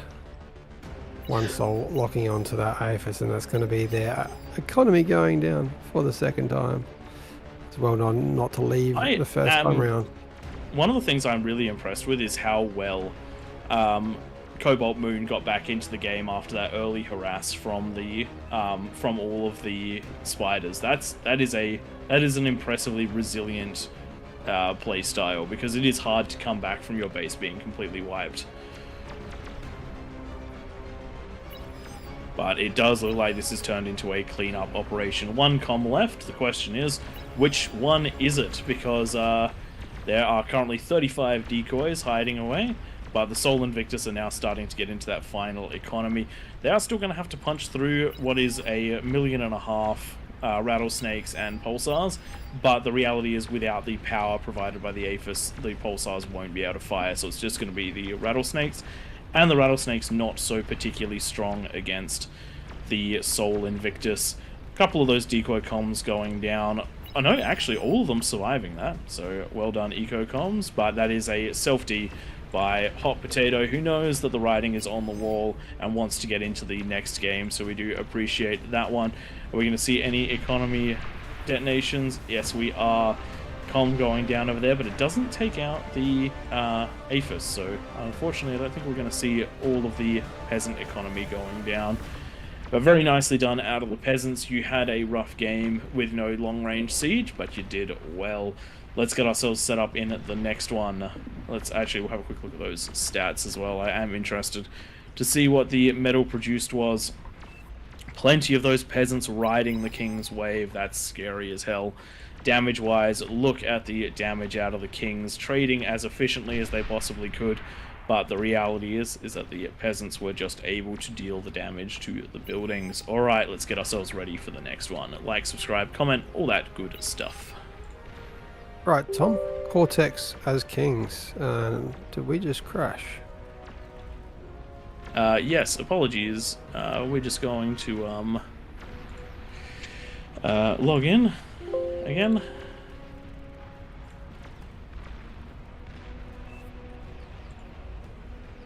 And then we'll be back with you. While we're doing that, let's have a quick chat. Let's have a quick look in chat, because I did notice a couple of things. Duquette, nice to see you joining us. This game is beyond all reason. It is free. So if you're just starting to find it and get interested in it, then you can just download it directly from the Beyond All Reason website. It is a RTS with a focus around large games like 16v16.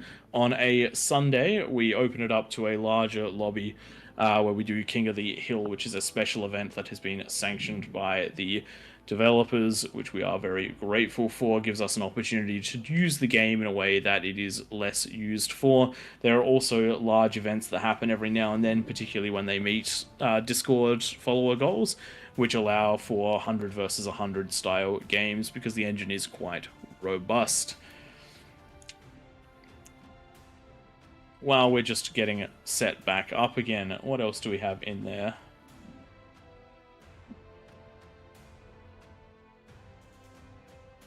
Why is it called a Soul Invictus if there are multiple of them?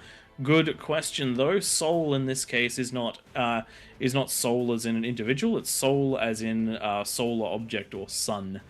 So it has the power of the sun condensed down into lasers, which is one of the reasons we like it.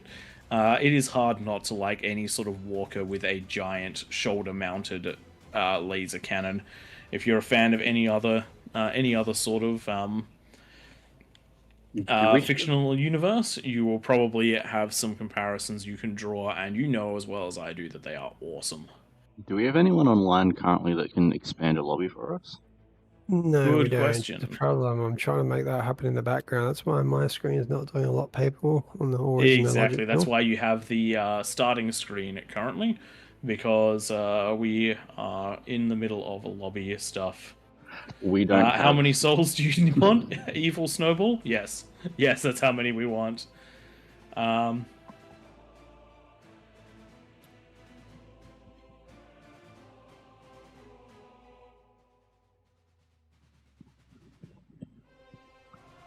suppose the other question is, do we just do another small or something?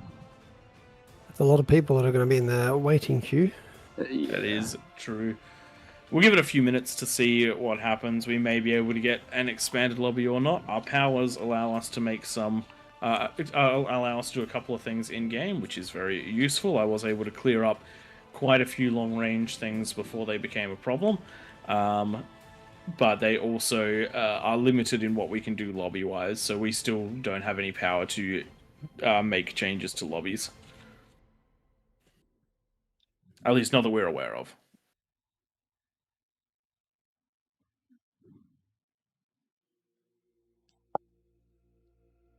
Anything in the in our Twitch chat, Tank Tom? What am I looking at? Thanks for the follow to Florin Chris, I think it was. There was a bit of chatter, particularly about when those Razorbacks went up to the top left corner and started melting bases and things.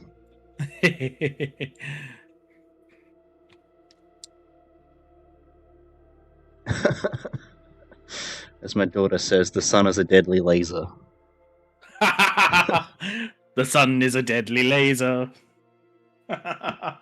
Oh man, I want to watch that right now, but I can't because I'm on stream and I don't want to like get it demonetized or copyright or something along those lines. But man, if you haven't seen that, that's just it couldn't have been said better. And you're welcome, Oodles. We're happy to host these each week. It's great to see the community turn out in force every time. We were not expecting this to become as successful as it has. We do have Flow online now. I think they're going to get us a lobby going.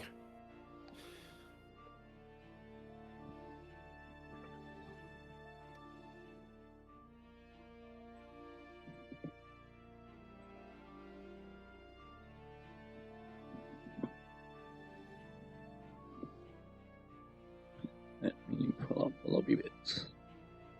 Maybe you just host one and we'll jump in there. Tom?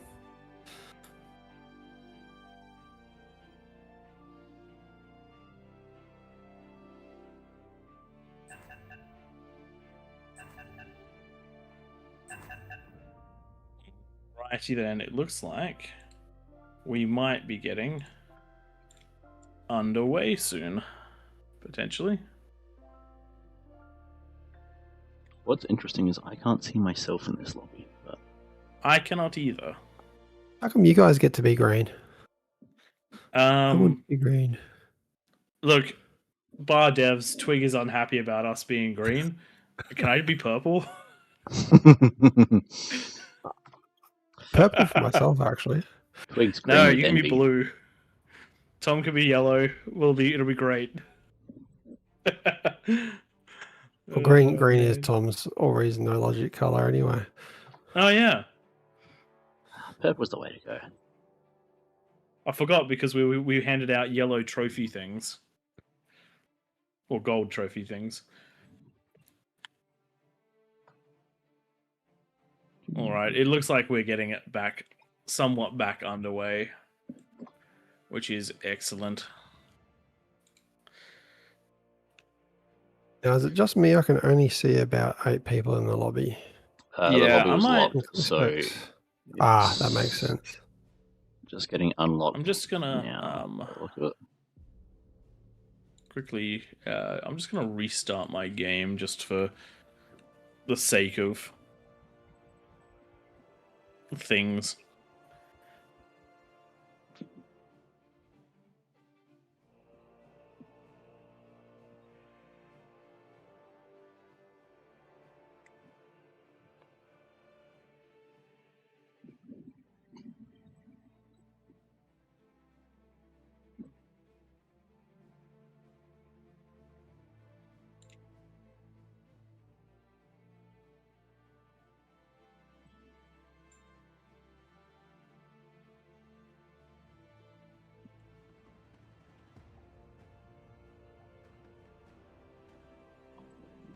That looks better. Now I can see myself and others. Hmm.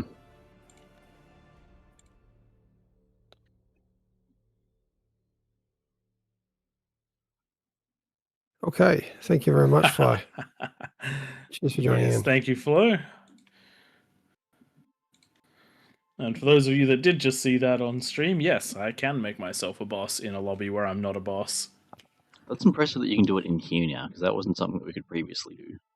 I just jumped into the lobby and then gave myself boss, then jumped back out. Huh. I kind of assumed with it being an event we wouldn't be able to, but good to know. Nah. Boss powers. Twig probably can't though, because he doesn't have a green name.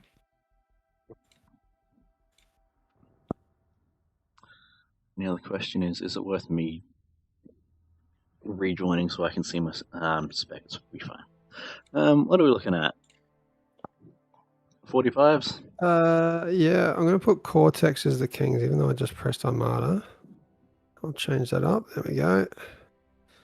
And then I guess it will be Armada as the peasants. That's it. I think Douchey Bag said he wants to be king in this one. Is that correct? I sent a message. Oops, sorry, I'll be back in just a sec.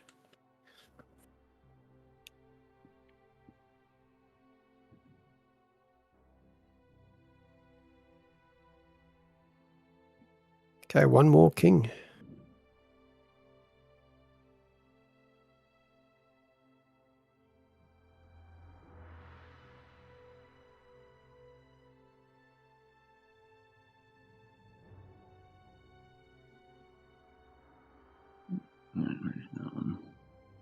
That's 9.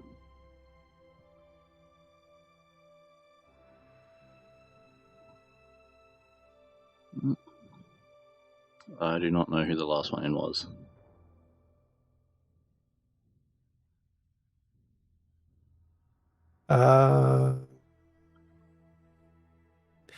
Great question. I'm just going to pick you there. 1, 2, Someone 3, decided to make a 4, 5, T3. 6, You're not going to last long. 7. How's our OS looking for the peasants? We're up to 54. They're all reasonably higher. We'll go Dominus. 1, 2, 3, 4, 5, 6, 7, 8 with Dominus. And then we're going to go... Is anyone else with anyone? Let us know in the in-game chat. Right, twig and capitals. Is anyone else that's a king in there with another king in Discord?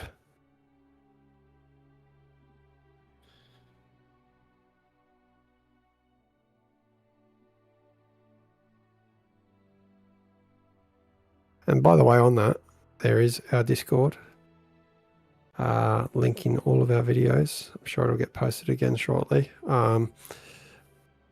If you want to talk with your teammates, get on that Commie Eco, coordinate your units, jump in one of our channels.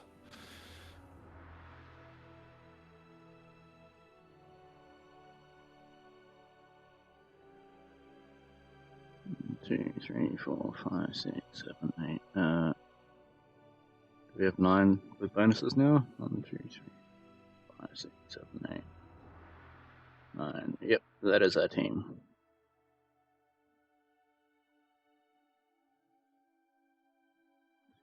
All right.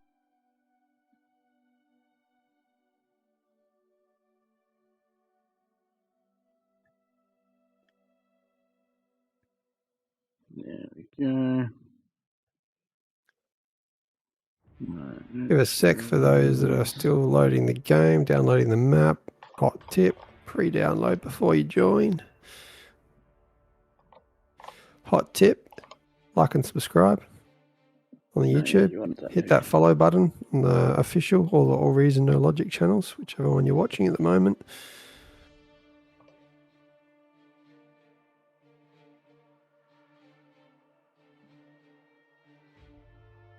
I got comments there about it being slow. I reckon maybe the Aussie server was a little bit slower on the last one. Hopefully we'll get a better one this time. It'd be good to be able to reserve the best server for these games, but unfortunately we can't. We just try and fluke it. One of the kings doesn't have a bonus. Does that mean that somebody else jumped out? That is what I'm assuming. But I can't see anyone with one, so we are good. Cool. And because people aren't ready, we'll do a final ring. Then we start specking people.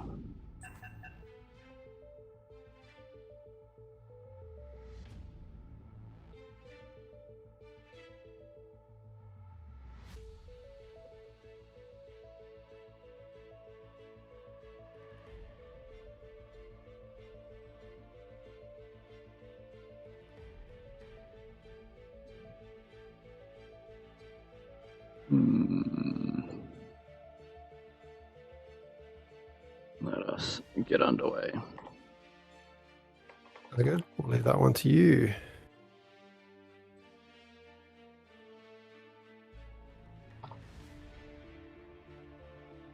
I will just ask in-game chat, did we not like the quick start last week? I did. Personally did.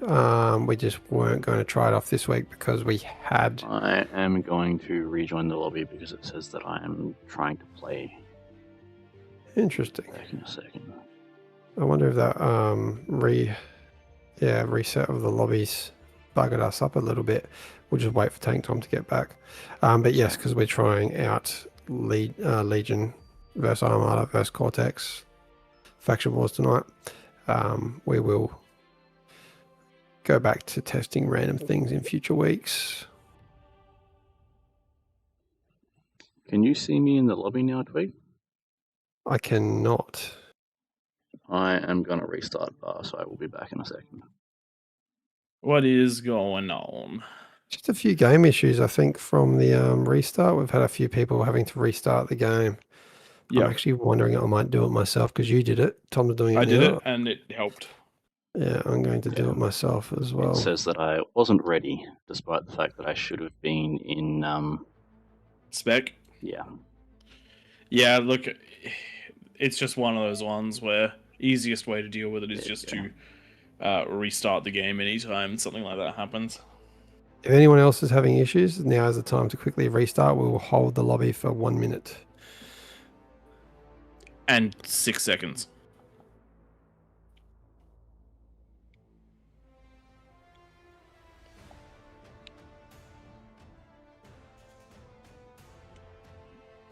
Okay, we're back. Can we boss ourselves? Yes, I can. Can Prey boss us? You can boss... I can't boss myself. I swear.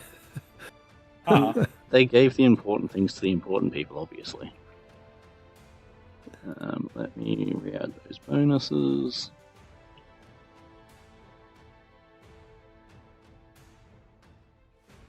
We should be good to get underway here in about 30 seconds.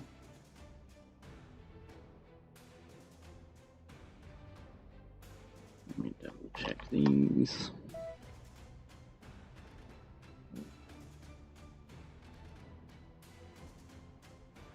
Also, just due to the technical issues, this will probably be the last game of the night. I might stay for one more, seeing how things are going. So we'll just get a raid over to the AllReasonNoLogic channel. No worries.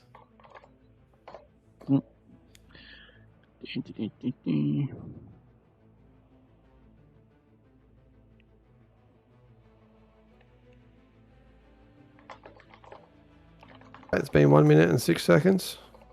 Alright, let's kick this one off. Tom can do the honors. Everyone is almost ready. Yeah, we should be good.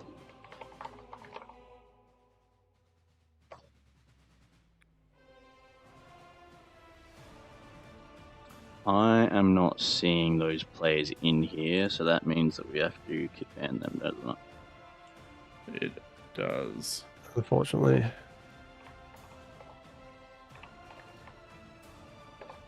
I'll do Lightwolf.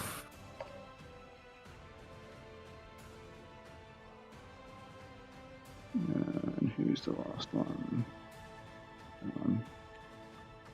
Did not work. They asked why kick ban? Can't start the game. It should just be game kicked, not recognises kick that ban, they're- but anyway. Whoops. For anyone wondering, it is only a 15-minute, so it won't actually make any real effect. No, they can come back in for the next game. It's just because they're not showing up in the lobby. There you go. I did kick Lightwolf and that didn't work. I think you do have to kick ban. Yeah. Let me try that then. Because they're not showing up in the lobby, it won't let us start with it confused as to whether they're here or not.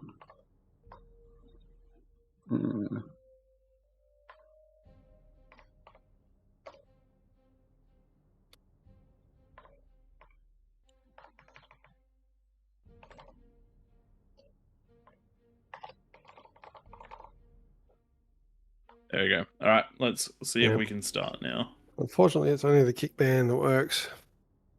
Wenry is unsynced. Sorry, Wenry. Yeah, we spell spec there. Who's that? I'm not.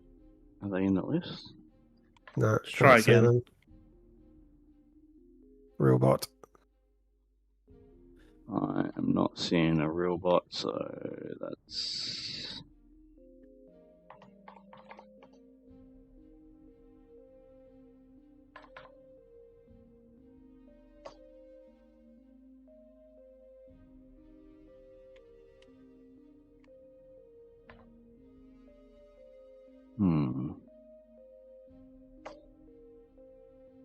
There we go. There we go. Lobby sim, ladies and gentlemen, but it is solved.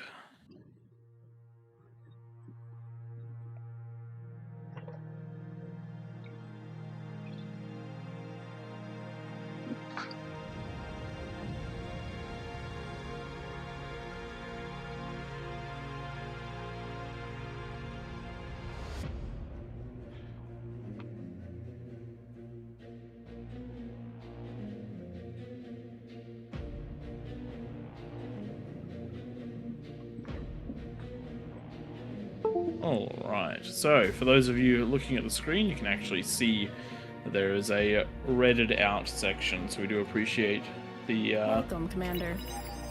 we do appreciate that getting it drawn in. That would be Psycho Pew Pew, I believe. Yep. Question is, does it show up for everyone or just his team? Only his team. So when he's a peasant, which is most of the time, that helps. Right now, he's telling his team not to spawn where they need to spawn. See, on the stream we can see it, so that's at least partially useful.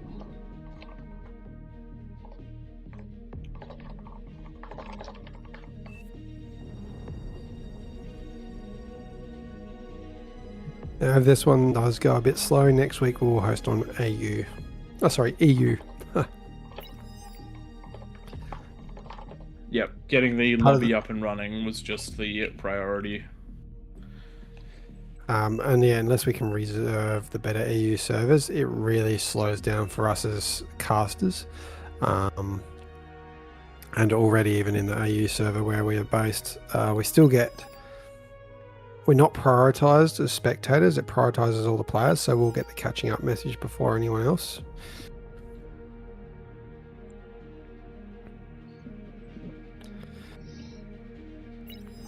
I even got it last game, even though my CPU didn't clock over 15% and my GPU was hardly higher than that. Actually, no, my GPU. That's Did it hit high. Did it max a single core at all? The CPU? Yeah. This game runs off of a single core only. It does run off of multiple, but it absolutely hammers one. The logic runs off of a single core, so that's every instruction for every unit. Yeah, that's the bit that bottlenecks it. Yeah.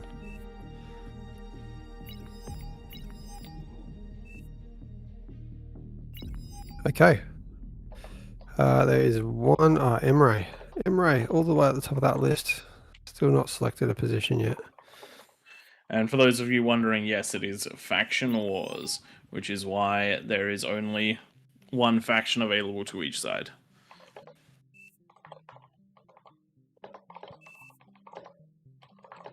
Question is, what is going to be better for this, Vanguards or Catapults?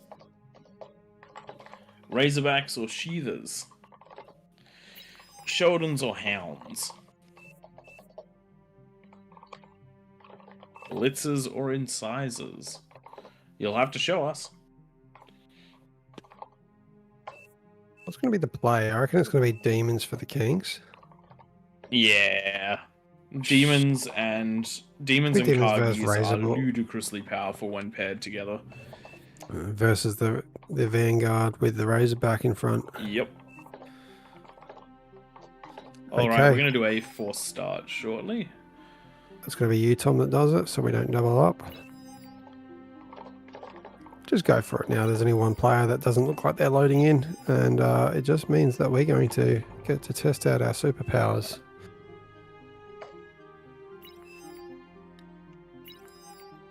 Battle started. Good evening and welcome everybody to King of the Hill on the Raptor Crater. Joining me in the casting booth is Twig and Tank Tom as we bring 67 peasants up against 9 kings in Faction Wars. This time we have ourselves Cortex in the middle of the map and Armada on the outside of the map, which is going to be a little bit different to the previous one where we discovered that Legion, with the settings we currently have, do not have access to long-range units, so this should be a little bit fairer for both teams. One of the big things... Oh dear, it does look like Emre has started in the middle of the map. That's not ideal. I'm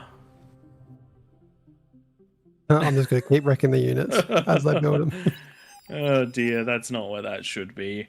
That's alright, ladies and gentlemen. We are happy for him to walk outside and get himself set up. Anyway, back to it. So, King of the Hill, we have a 10-minute no-rush timer, no offensive structures to be used, stay outside of the circle if you're a peasant for the first 10 minutes, lava denotes, and stay inside the circle if you're a king, lava denotes as well. One of the key things for this one is how well the kings manage to scale in that first 10 minutes. I highly recommend going approximately 5 builders if you're one of these positions around the outside. You have access to 6 mexes. It does help. Then reclaim some of them to get that T2 lab and get the T2 going. If you're in the middle of the map, your job is to eco yourself up. There is an argument for doing a collaboration across the... across with 1 or 2 of the other players to help them get T2 early. We see that very well out of particularly Platinum Blonde and Rosie, but it is also equally viable just to go it your own way. Just have to make sure that you are capable of dealing with threats in the early game. Commander self-destructed.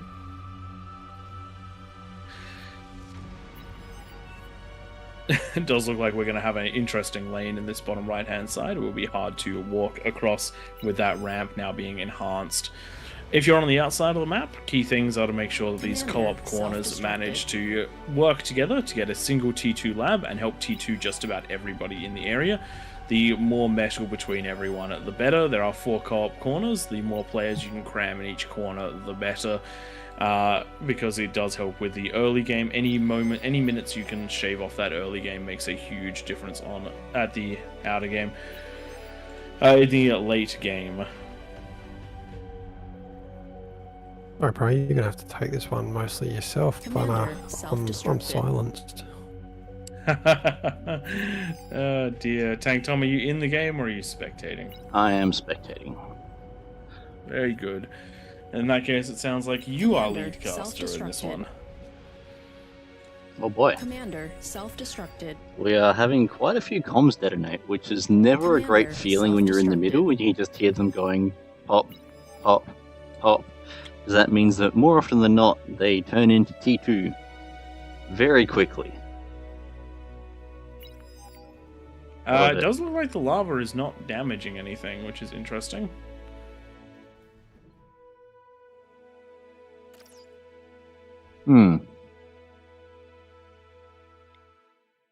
That is.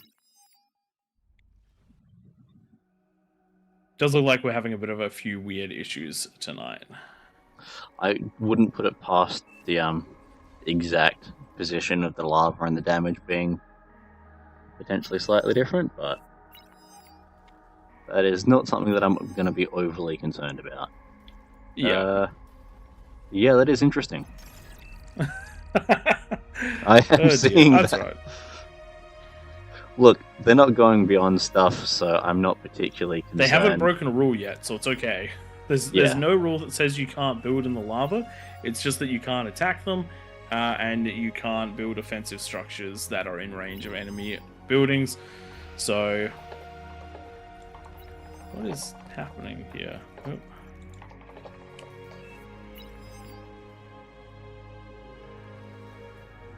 We can see that the kings are going through. That is an interesting setup of wins there. The kings are going through doing their usual stuff. We're seeing T2 starting to come out for most of the players. So they should all be on track for having their Oh, where was that? It's deleted. It's gone. Okay.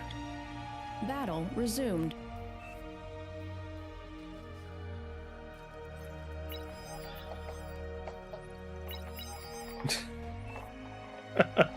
Sophie drawing love hearts on the other side of the... look, it's technically a rule break, but I'm just gonna leave it. Oh dear.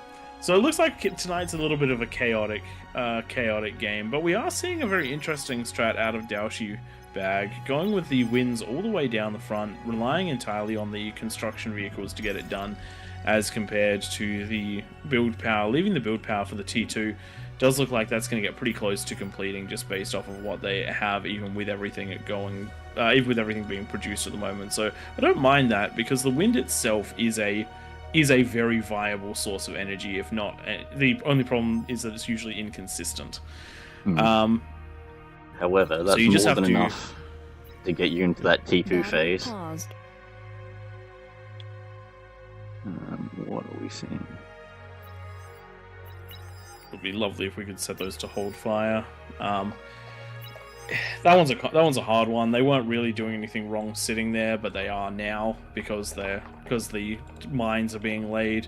That's technically within the realms of where you can lay mines, so it's we'll see if we get a response from the player. Otherwise, I am going to have to delete them, which is I did not disagree. ideal, but it's Definitely not too far forward. Look, units Looks like aren't it's allowed just to mutual attack until destruction. 10 minutes. 10 minutes. So you're more than welcome to build them. Either put them on hold fire or keep them back off of the top of the cliffs until that 10-minute mark, just so that you don't accidentally hit something like a constructor or those sorts of things, because the kings are allowed to build within that space. Yep. It's just one of those hard ones. We just have to make a judgment call on it, because I don't think that was in any way malicious, but it does prevent the kings from defending. So it is a problem that has to be dealt with, and we don't have the ability to. We don't want to keep the game too paused.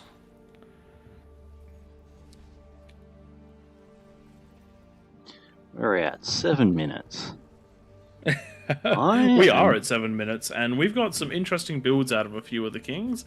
I'm not seeing Fitmo many is going to have a fusions. lot of trouble, I think. Which one's that? I think Fitmo is going to have a lot of trouble defending his lane. Yes. As is Hawkeye. And so what happened to Hot Potato's build with?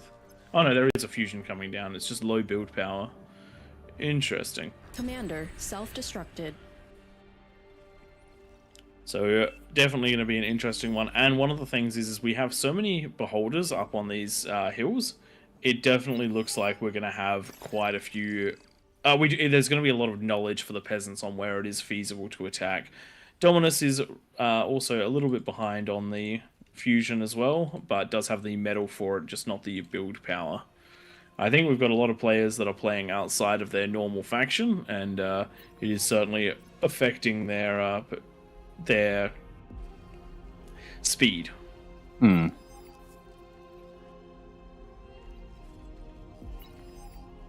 this is going to be a tight 10 minutes, isn't it? Yeah, with 1 minute 30 to go, I'm worried for the Kings. As am I.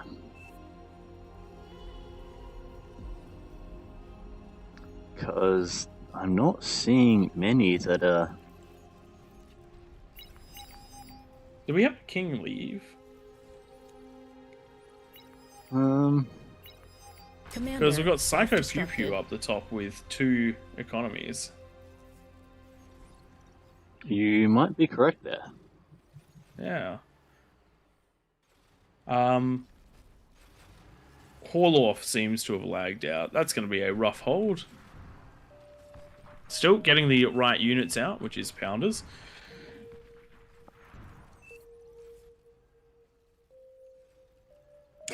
Pounders. So Cool do- has had a pretty interesting idea in chat.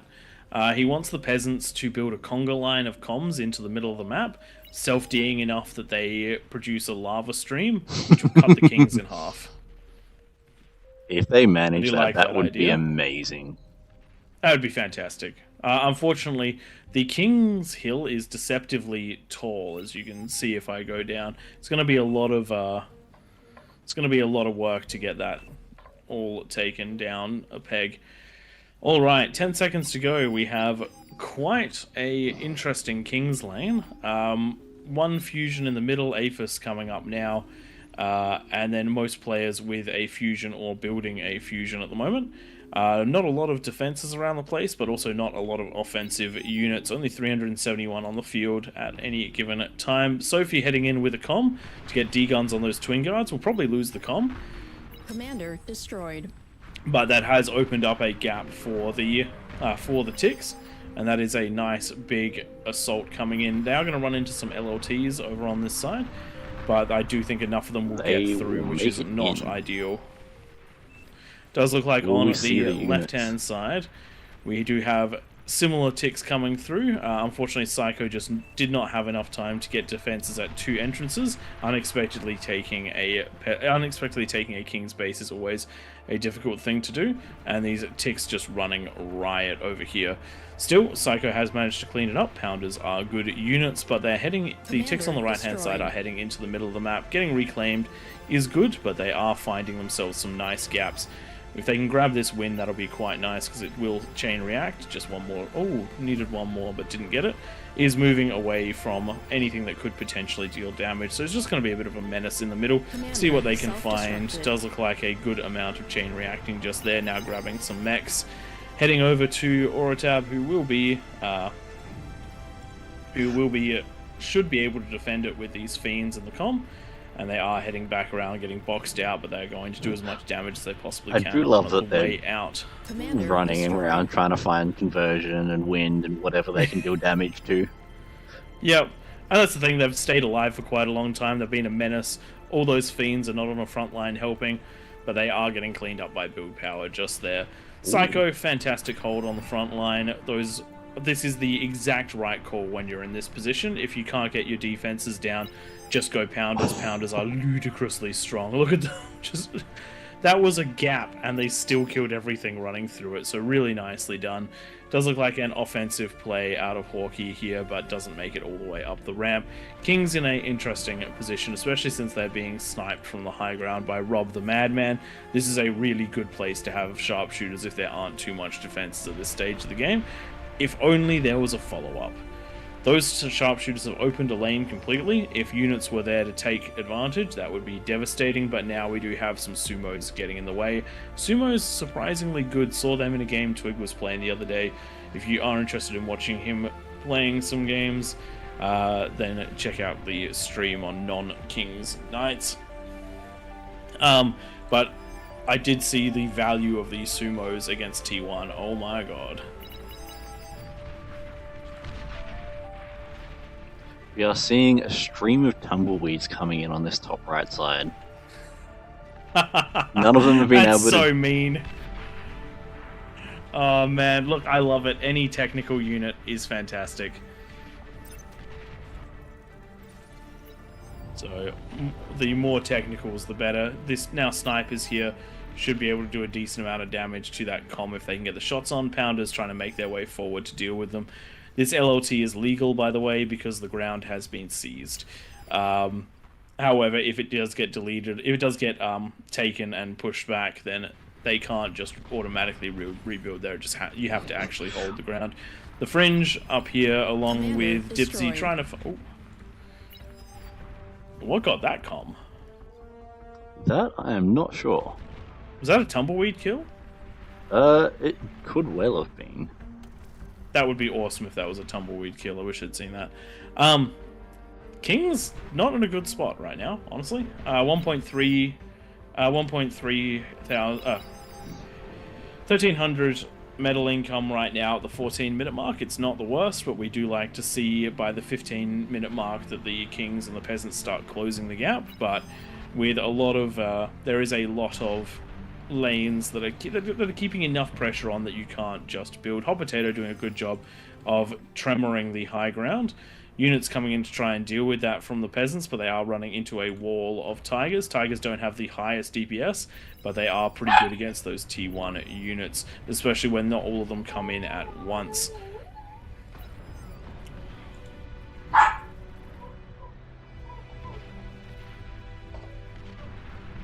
On the top side of the map, units just being thrown at the Pounder wall erected by Psycho. The T1 just is not... Pounders in bulk are a really tough unit to push through. your spam just immediately dies, and they have enough bulk that they can run themselves at the Rocketeer lines. And whilst they will die because they are outsped by the Rocketeers, it takes ages. Gaps started trying to be found, but even just the handful of pounders that exist are cleaning up the units that are coming through. Just such big AoE for a tier 1 unit. It is fantastic. The Centurions just not able to punch them either because these things are just, they're quite tanky. I do remember in one of our earliest videos against another YouTuber, Pounders became a nightmare unit for him. God, that Does was... look like That's a lifetime ago. That was a while ago. Catapults making their way onto the field. T3 now starting to rain down on the high grounds. Mostly T1 units defending, so that's going to be... You basically have to rush that with T1 if you want to kill it early game, but there are some Shivas which act as fat boys in this situation that will help to clear up those T1 units, as well as some T1 units themselves. Shivas, the rest of the Shivas not quite here yet, so those blitzes are going to get some damage on. Breakthrough on the top left. Ooh, big breakthrough on the top left. It is. The Pounders have finally gone down. Plenty of Twin Guards here to clean a lot of this up, and that one Pounder. Pounder's strong. Pounder's very strong. I do like having the couple of Twin Guards near your base for when that leak eventually breaches, having something to fall back to. Because by the time they get there, there's normally not many, but if you don't have anything, you're kind of screwed.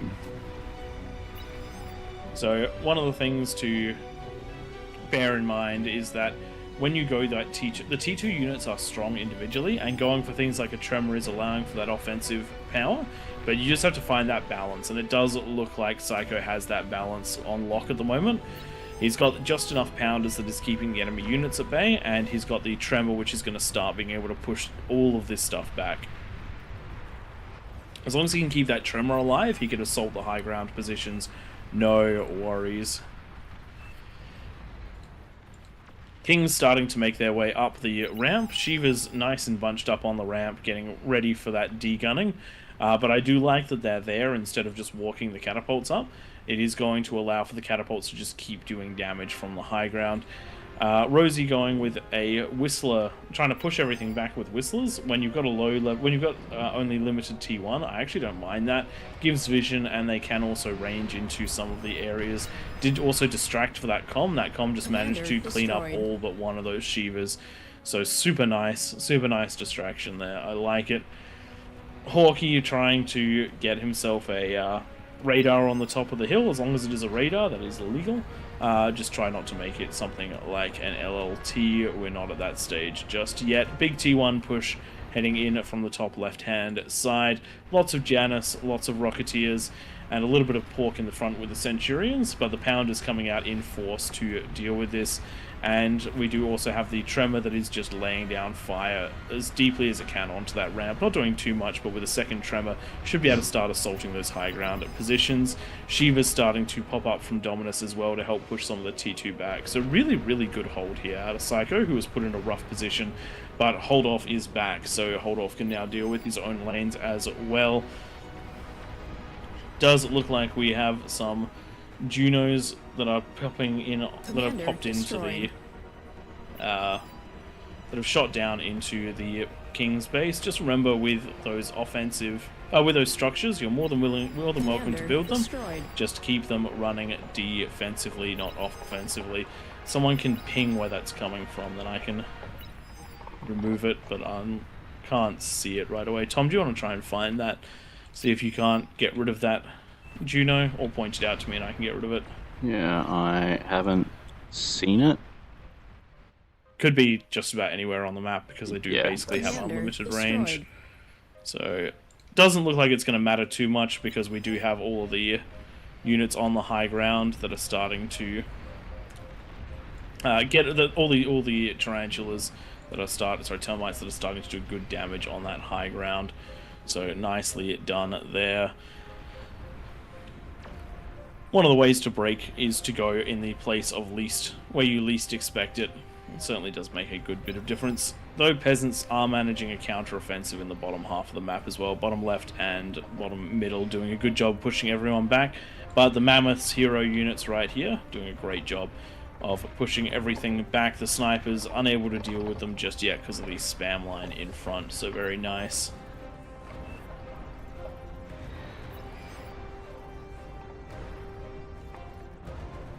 Tiger push coming towards a lot of these long-range units that are undefended, but it is pulling back. I actually probably would have sent them into guild to just die and take those ones. Where are the gauntlets, Tom? Well, that's alright. I'll take him out. I was just going to give him half a chance to remove them first.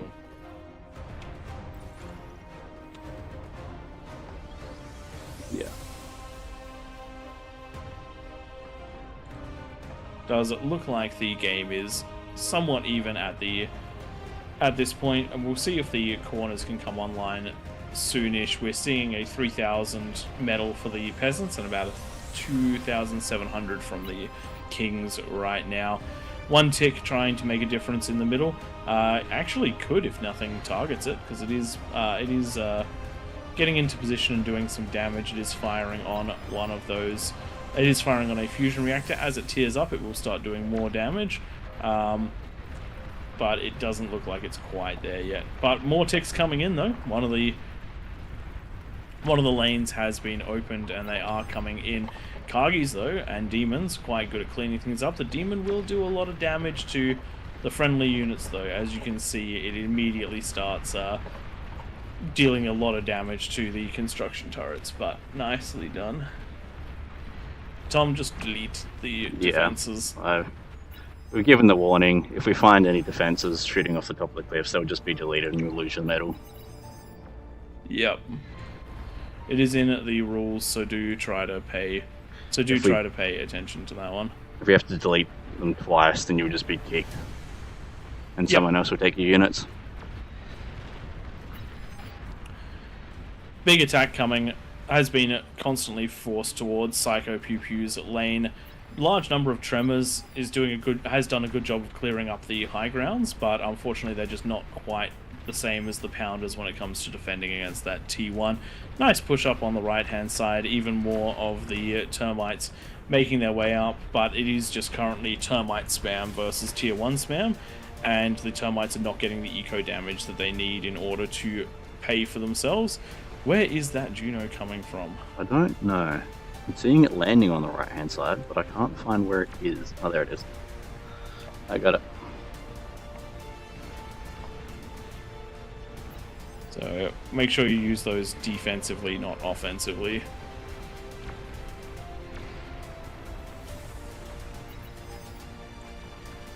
Does look like Shiva's pushing up on the left-hand side in 3 different lanes. A bit of a divide and conquer strategy, but when you're running off of that is 10 fusions, you can definitely afford a shotgun approach. And it does look like in all those cases, Com's out of position to deal with quite a lot of it, so getting a decent amount of damage up the cliff, but it isn't a surefire thing. The units are being whittled down by spam and whittled down by defenses, so it's certainly pushing the peasants back though, and the kings really need to find that spot that they can push out with, because they're playing a defensive game right now, which is not helping. It does look like we have the Fringe coming down with a large T1 Blitz Assault. I do like to see that. They are going to be running into some heavy defenses. Bulwarks are surprisingly good against T1 because of the 3 sets of lasers they have. The Scorpions not so great. They do take 2 shots to kill a Blitz, and that second shot is almost all wasted because the damage is only a fraction of damage left. But it does look like there should be enough here to clean it up, which is unfortunate because that was a large metal investment. But good choice of defenses. Yeah, it's always awkward when you end up losing a whole bunch of units and then you get stuck on your wreckages and basically block up the entire ramp so nothing else can get through. One Kargi being supremely successful on this left-hand side, managing to get into the back of the base. And one of the things that happens because of space restrictions and the fact that if anything gets into your eco, it usually means total destruction anyway. A lot of players building a lot of their stuff very close together. In that case, it would have been a better option to have some spread there. But at the end of the day, it is hard to defend against Kargis regardless of how you build your base once they're in it.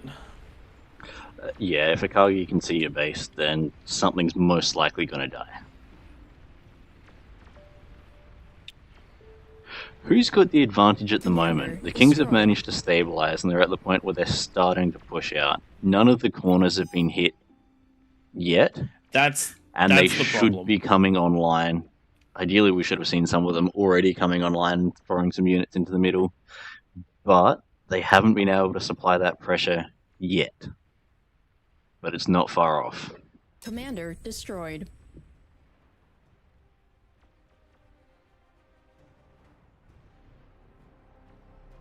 Commander destroyed.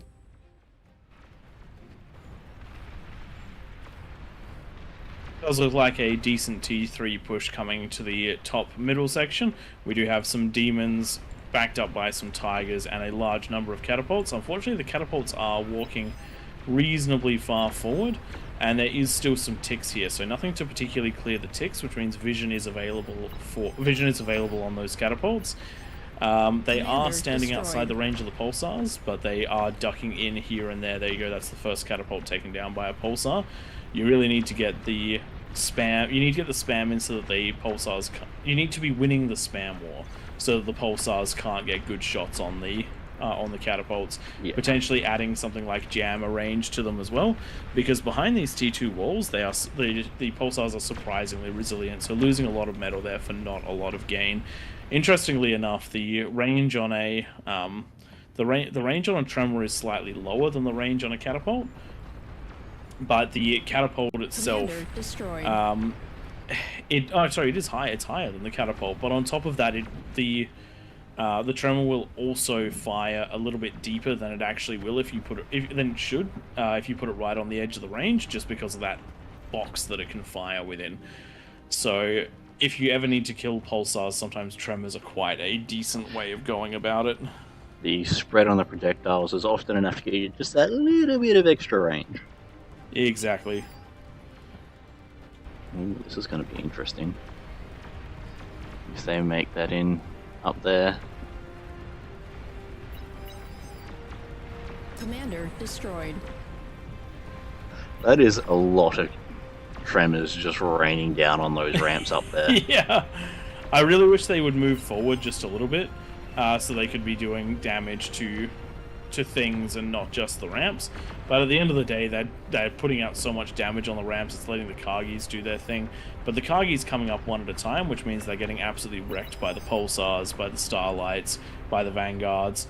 So we're past the game where a trickle of units can do much more than anything. It does look like we have a ghost in the system, but it is getting somewhat cleaned up by the tigers if they can actually hit it. Yep. That none of those range, there we go, it's just tapped inside of the twin guard and now being cleaned up. Yeah, I was watching those gremlins waiting for them to get into that build power. Not doing anything. My big recommendation is to use scuttles in that. Oh no, you can't use scuttles, you don't have them. Never mind. What option do they have? It's that's T3 lab, that's T2 lab. Tumbleweeds is what they have, but I don't think they can go invis, can they?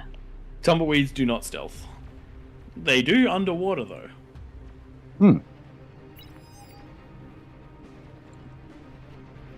Does look like the shotgun approach with Shivas has worked in this middle lane. They do take a lot of damage on the inside from the pulsars on the high ground, but they have managed to break at least one set of players on one lane. Hopefully we can see that translate, because this eco in the bottom left hand corner needs to be taken out sooner rather than later, because it's currently pumping out a Titan every approximately 15 seconds or so.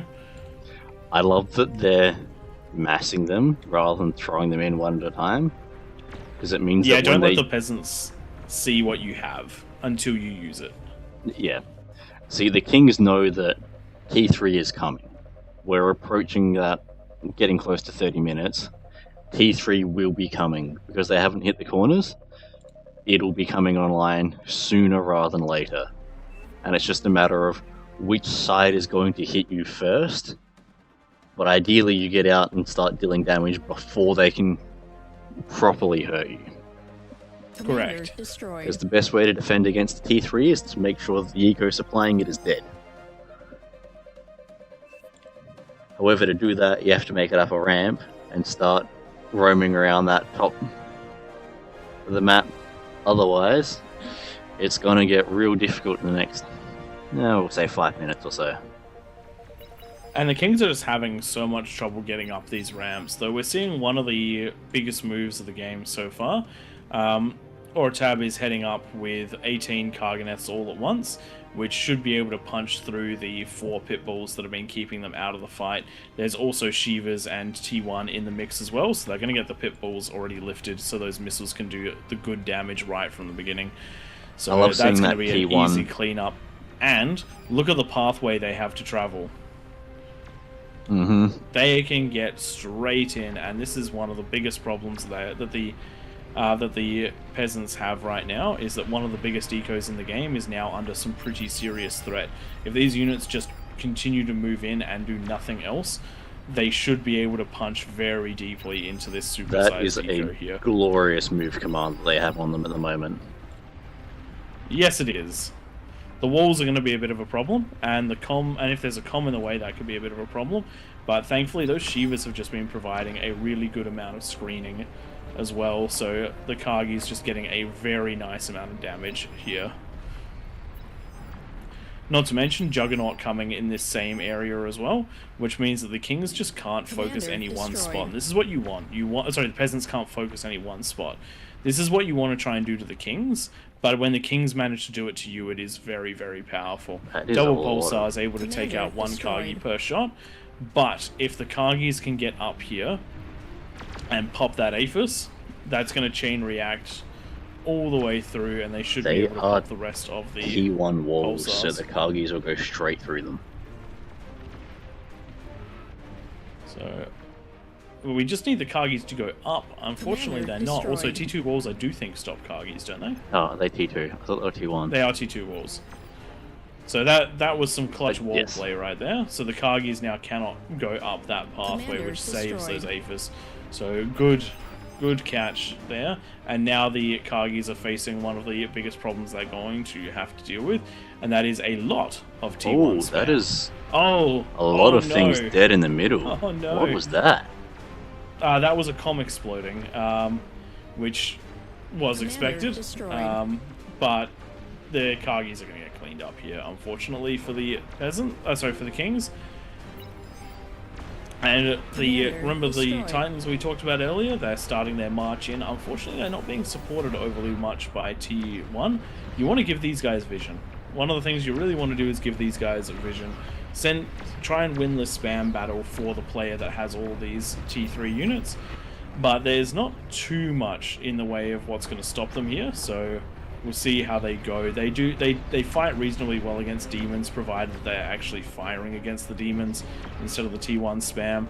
And it does look like the spam has arrived. Unfortunately, it's arrived to be targeted by the demons.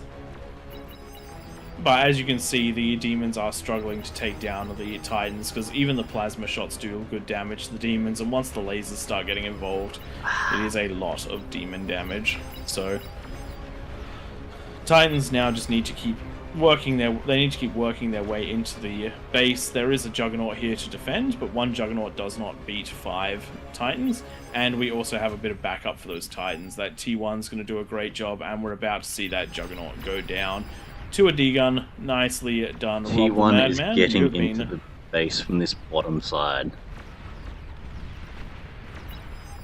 Rob the Madman, you've been doing consistently well all game today. That is a big D-gun. Because that opens up this bottom side of the map hugely. T1 was already sneaking in. The Titans have just managed to pop one of the major ecos, and that is, unfortunately for all the peasants, that hasn't chain reacted over to everything. It's very close though. There's one Aphis on 27%, and if that had gone down, it would have been a very, very big deal. Another Juggernaut in here to try and take out the Titans, but again, 5 Titans just have so much HP.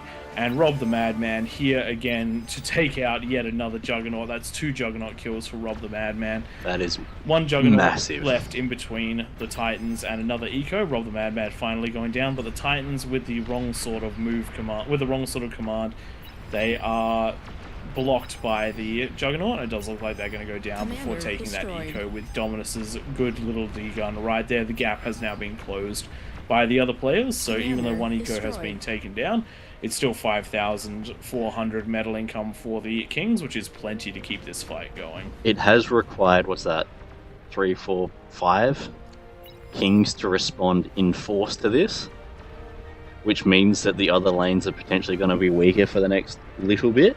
Although it seems like there's not any pressure pushing down to capitalize on those units swinging across to cover this bottom middle section. Top right-hand side, we have Behemoth push out of Cobalt Moon.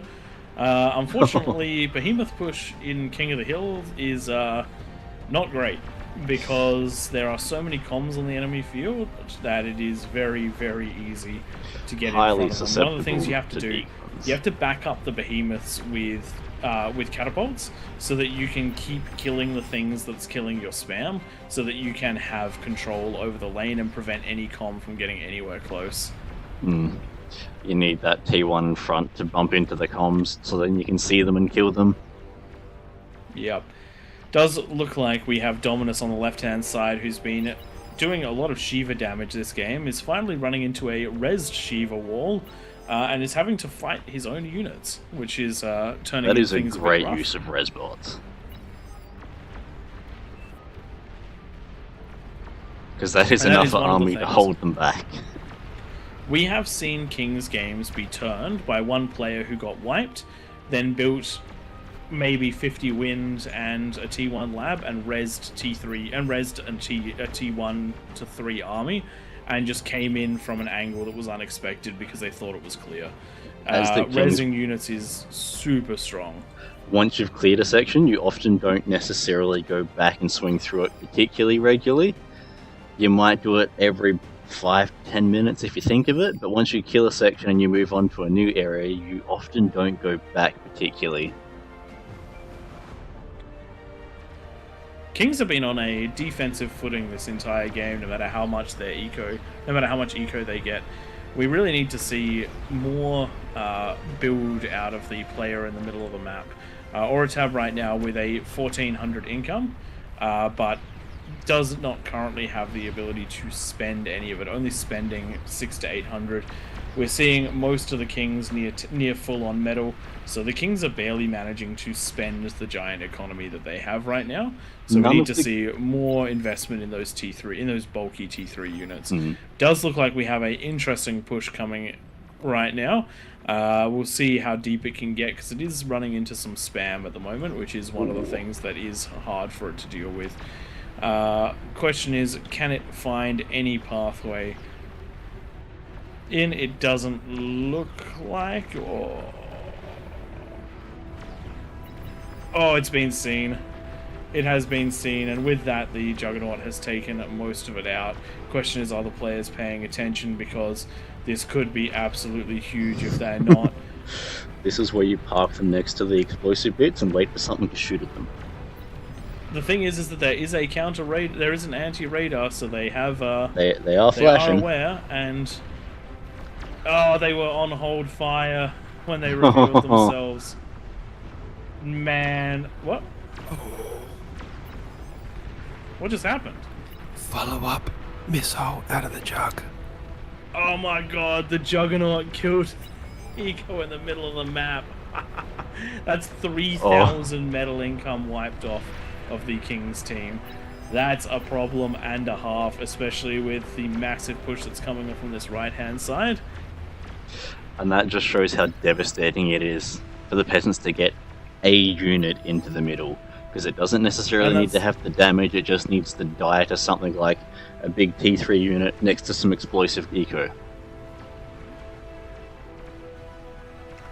What a crazy level of play, and now without that without that economy in the middle of the map, without that build power, there is very little in the way to stop this large push on the bottom right-hand side, and at the same time, Titan push on the bottom left-hand side. We do see those 7 Titans have just managed to clear the T3 build, the T2 build power that's been pumping jugs out to defend in this bottom left-hand side. Dominus in trouble right here as the Titans just keep moving forward. They don't care what happens to them as long as they get in, and get in is where they're headed. They've just gotten in range of the economies. Seeing a nice packed economy over here, firing on those winds. We should see that conversion go down in just a second. The missile is on it. I do believe those missiles one-shot. They do. And that is now also shots onto the fusions, which should start going down. Oh, on the right-hand side, APHIS taken out as well. These Titans getting value across the entire map. Bottom side of the Kings wiped out, and the largest part of the economy, all of the APHIS stack, is about to go, and that should chain react most of the rest of the map. If they can get it, which they have, there we go. That is the chain reaction through most of the build power. Kings down to 1,700 metal income, and they were on 7,000 something only a few minutes ago, and that's just how quickly some stealth tanks can change a game. And by stealth tanks, I mean stealth tanks getting into the right position, and then a Juggernaut self-damaging the major economy of the game. Missile units. The fact that the stealth tanks were already dead whilst the missile was mid-air, so they were dead by the time it landed. So, very well played out of the Kings. It was a really rough start for you guys, having to take on some additional lanes, but very well done by the Peasants. The aggression was there early to keep some of the Kings occupied, and then it was all on from there. Couple of comms left to clear this one up, and then just 2 comms left for the Kings right now, and both of them just standing around waiting for the inevitable. Final pushes trying to happen, trying to get some damage done, but unfortunately, when the Kings aren't able to break out, they do tend to struggle to win these ones.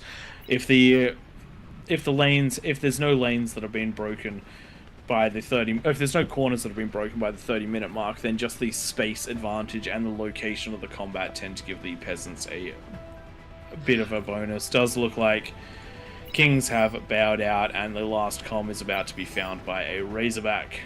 There it is. As the Kings, if you're not getting up and dealing damage, then you're slowly starting to fall behind. Yep. Alright, ladies and gentlemen, congratulations to the Peasants. This has been a very strong showing out of them. So nicely done. So a quick look at those stats at the end is a little hard to see, but damage dealt, you can see the Kings put up a really good fight, but so too did quite a few of the Peasants. And then if we look at the metal production, you can see only one Peasant at the same rate as the Kings, but everyone else just putting enough pressure on that it didn't matter. Alright, everyone, thanks for joining us for Faction Wars. It looks like we've had 1 Legion victory, we've had 1 Cortex victory, and we've had 1 Armada victory. So, it's very nicely done tonight. And I think that's going to be it for us. Twig, I'm not sure whether you were continuing it going or not, but that is going to be it for the casting on the main. So I hope everyone's enjoyed. Like, subscribe if you want to play Beyond All Reason. Jump onto the Beyond All Reason website. It is free to play. Hope you enjoyed King of the Hill, and we will be back next week. Yep, I'll be away for 1 week, guys. So, see you in a fortnight. That is Twig hiding away from waking the baby. Alright, everyone. Catch you in the next one. See you guys.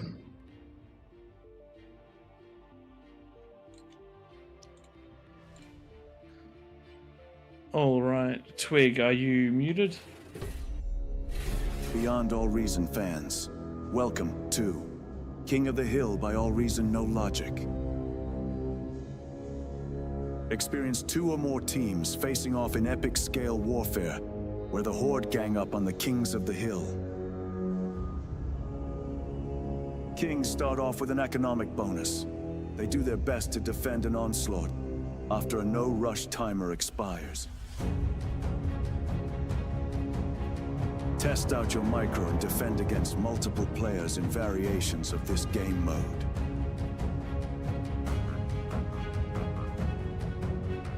Or be part of the masses. Team up with your allies to topple the throne in a glorious victory.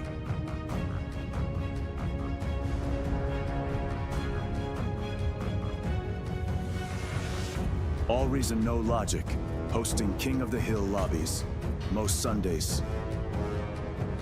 Join our Discord to be part of the action.